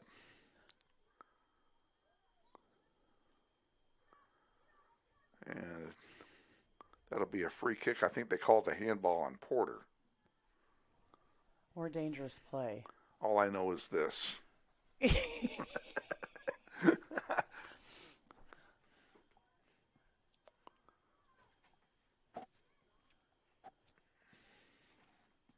Even though I never reffed, I still know all the hand signals. Yeah. But Well, and, I think, not to be critical, but I'm going to be, Marari here with the ball in front. Couldn't keep it up.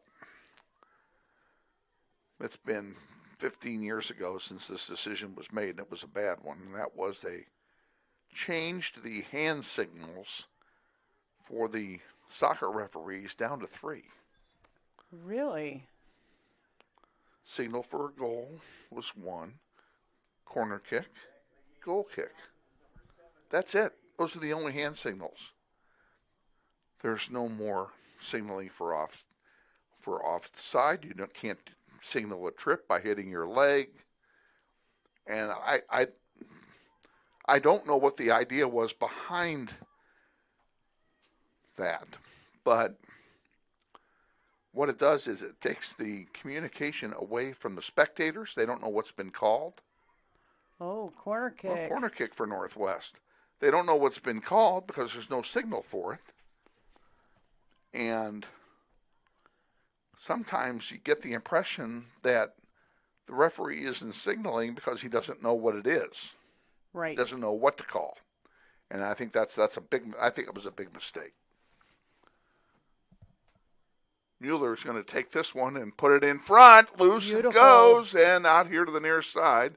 And that wasn't Mueller because Mueller just took it there, and that one goes off the crossbar. That was Savannah that took that corner. Yep. Be a goal kick. We'll be back in 10. Stay with us. Grizzlies Soccer on YouTube is being brought to you in part by Mel Hamlin Ford, 11771 West Kellogg. We're better. We're proving it. You be the judge. Back at center after the goal kick, and a long ball's going to go out of play, I think. No. It stayed in. Wind held it up. Here's Heights with a chance. 3-on-2. That one will go over for a goal kick. Boy, that's a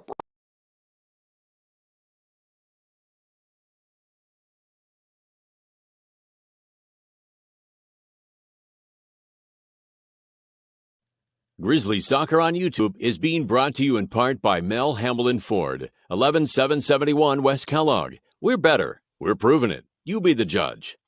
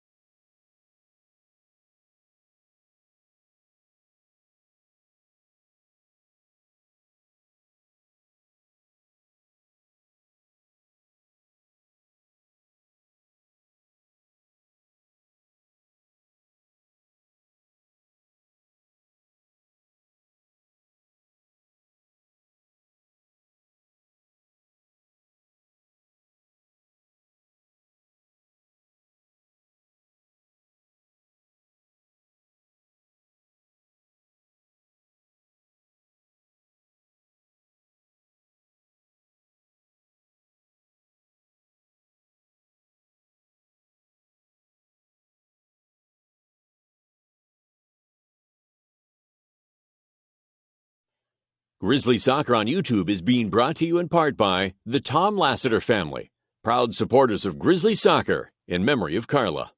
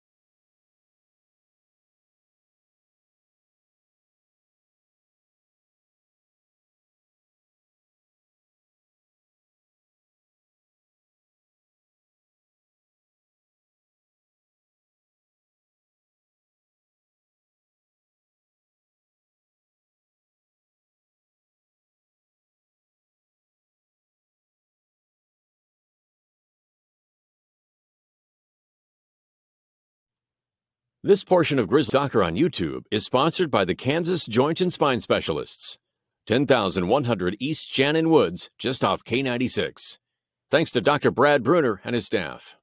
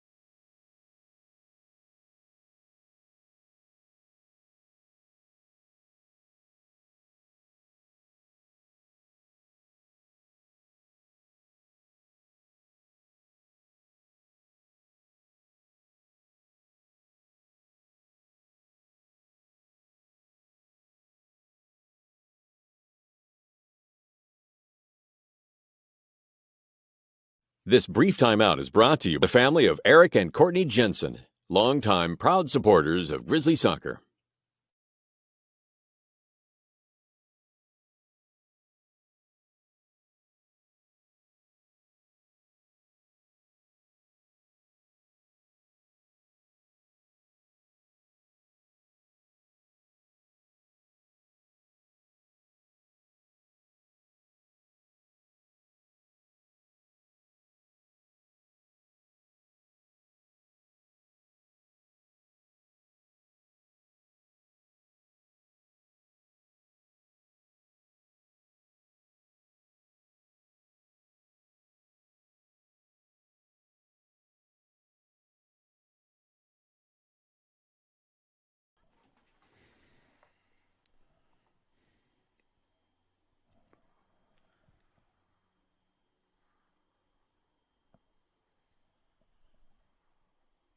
We're back, ladies and gentlemen, and we apologize. We lost our audio and did not know it for a brief time.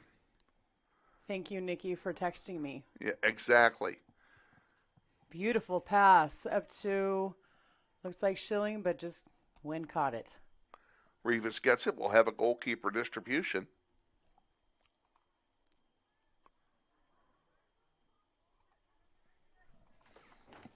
My clock's wrong.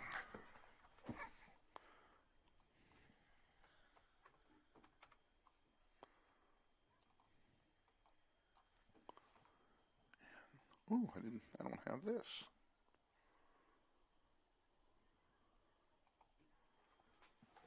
There we go. Now we got everything back. You haven't missed a thing, folks, except some good soccer by the Grizzlies. Helena sends it back to Liliana, and she'll send it wide to the far side.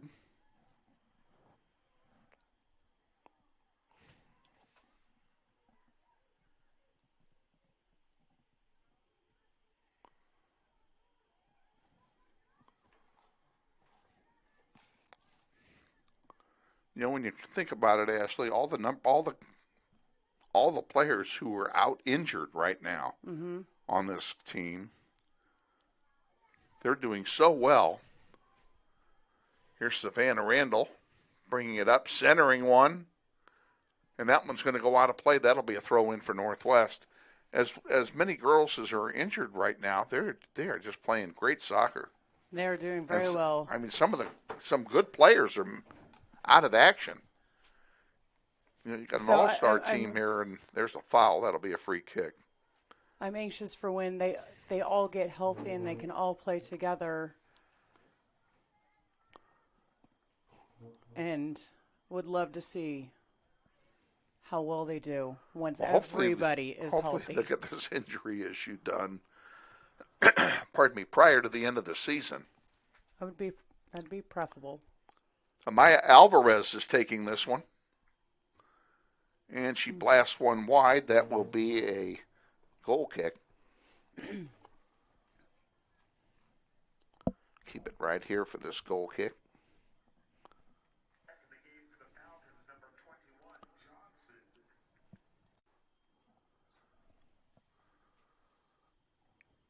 Quick sub for the Falcons, and now we're back at it.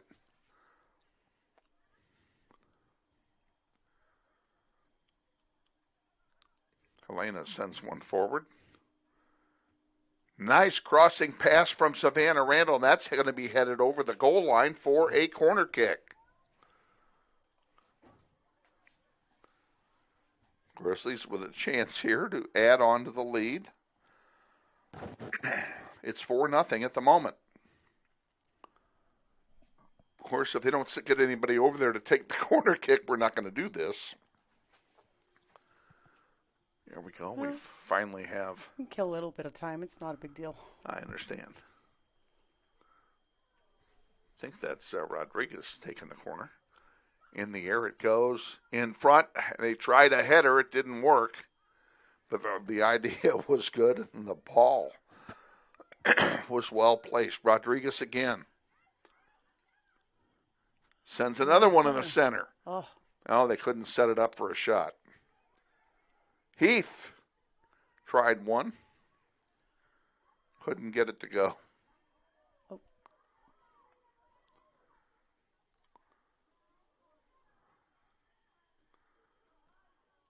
That one's out of play, off of Northwest. It will be a throw-in for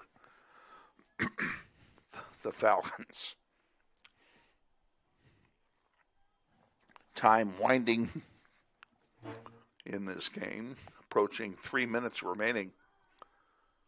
That one goes over for a goal kick. Let's take one quick timeout. InTrust Bank, with locations all over the Wichita Metro, is a proud supporter of Grizzly soccer. Rivas will take this one herself. Into the wind, it's short. Controlled there by Helena Kelting. Up now to Savannah Randall. Randall. Addison Porter tried to feed one forward, but Randall had not moved. And Kelting sends one back to Liliana. Liliana sends one wide.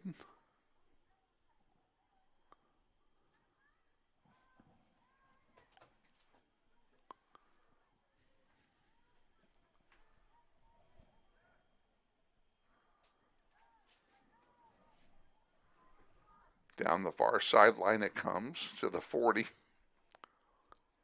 There's a long one down there that went right to Rivas.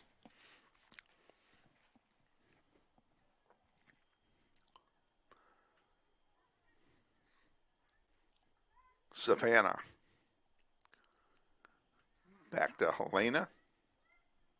Back to Savannah. Randall puts one in the center.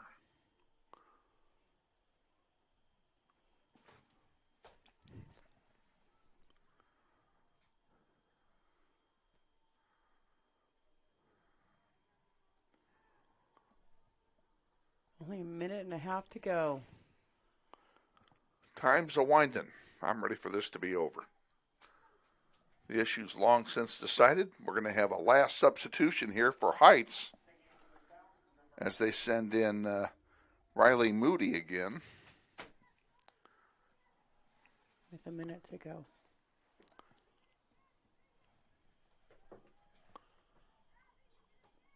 Clock running, minute to go. Rivas will handle the goal kick.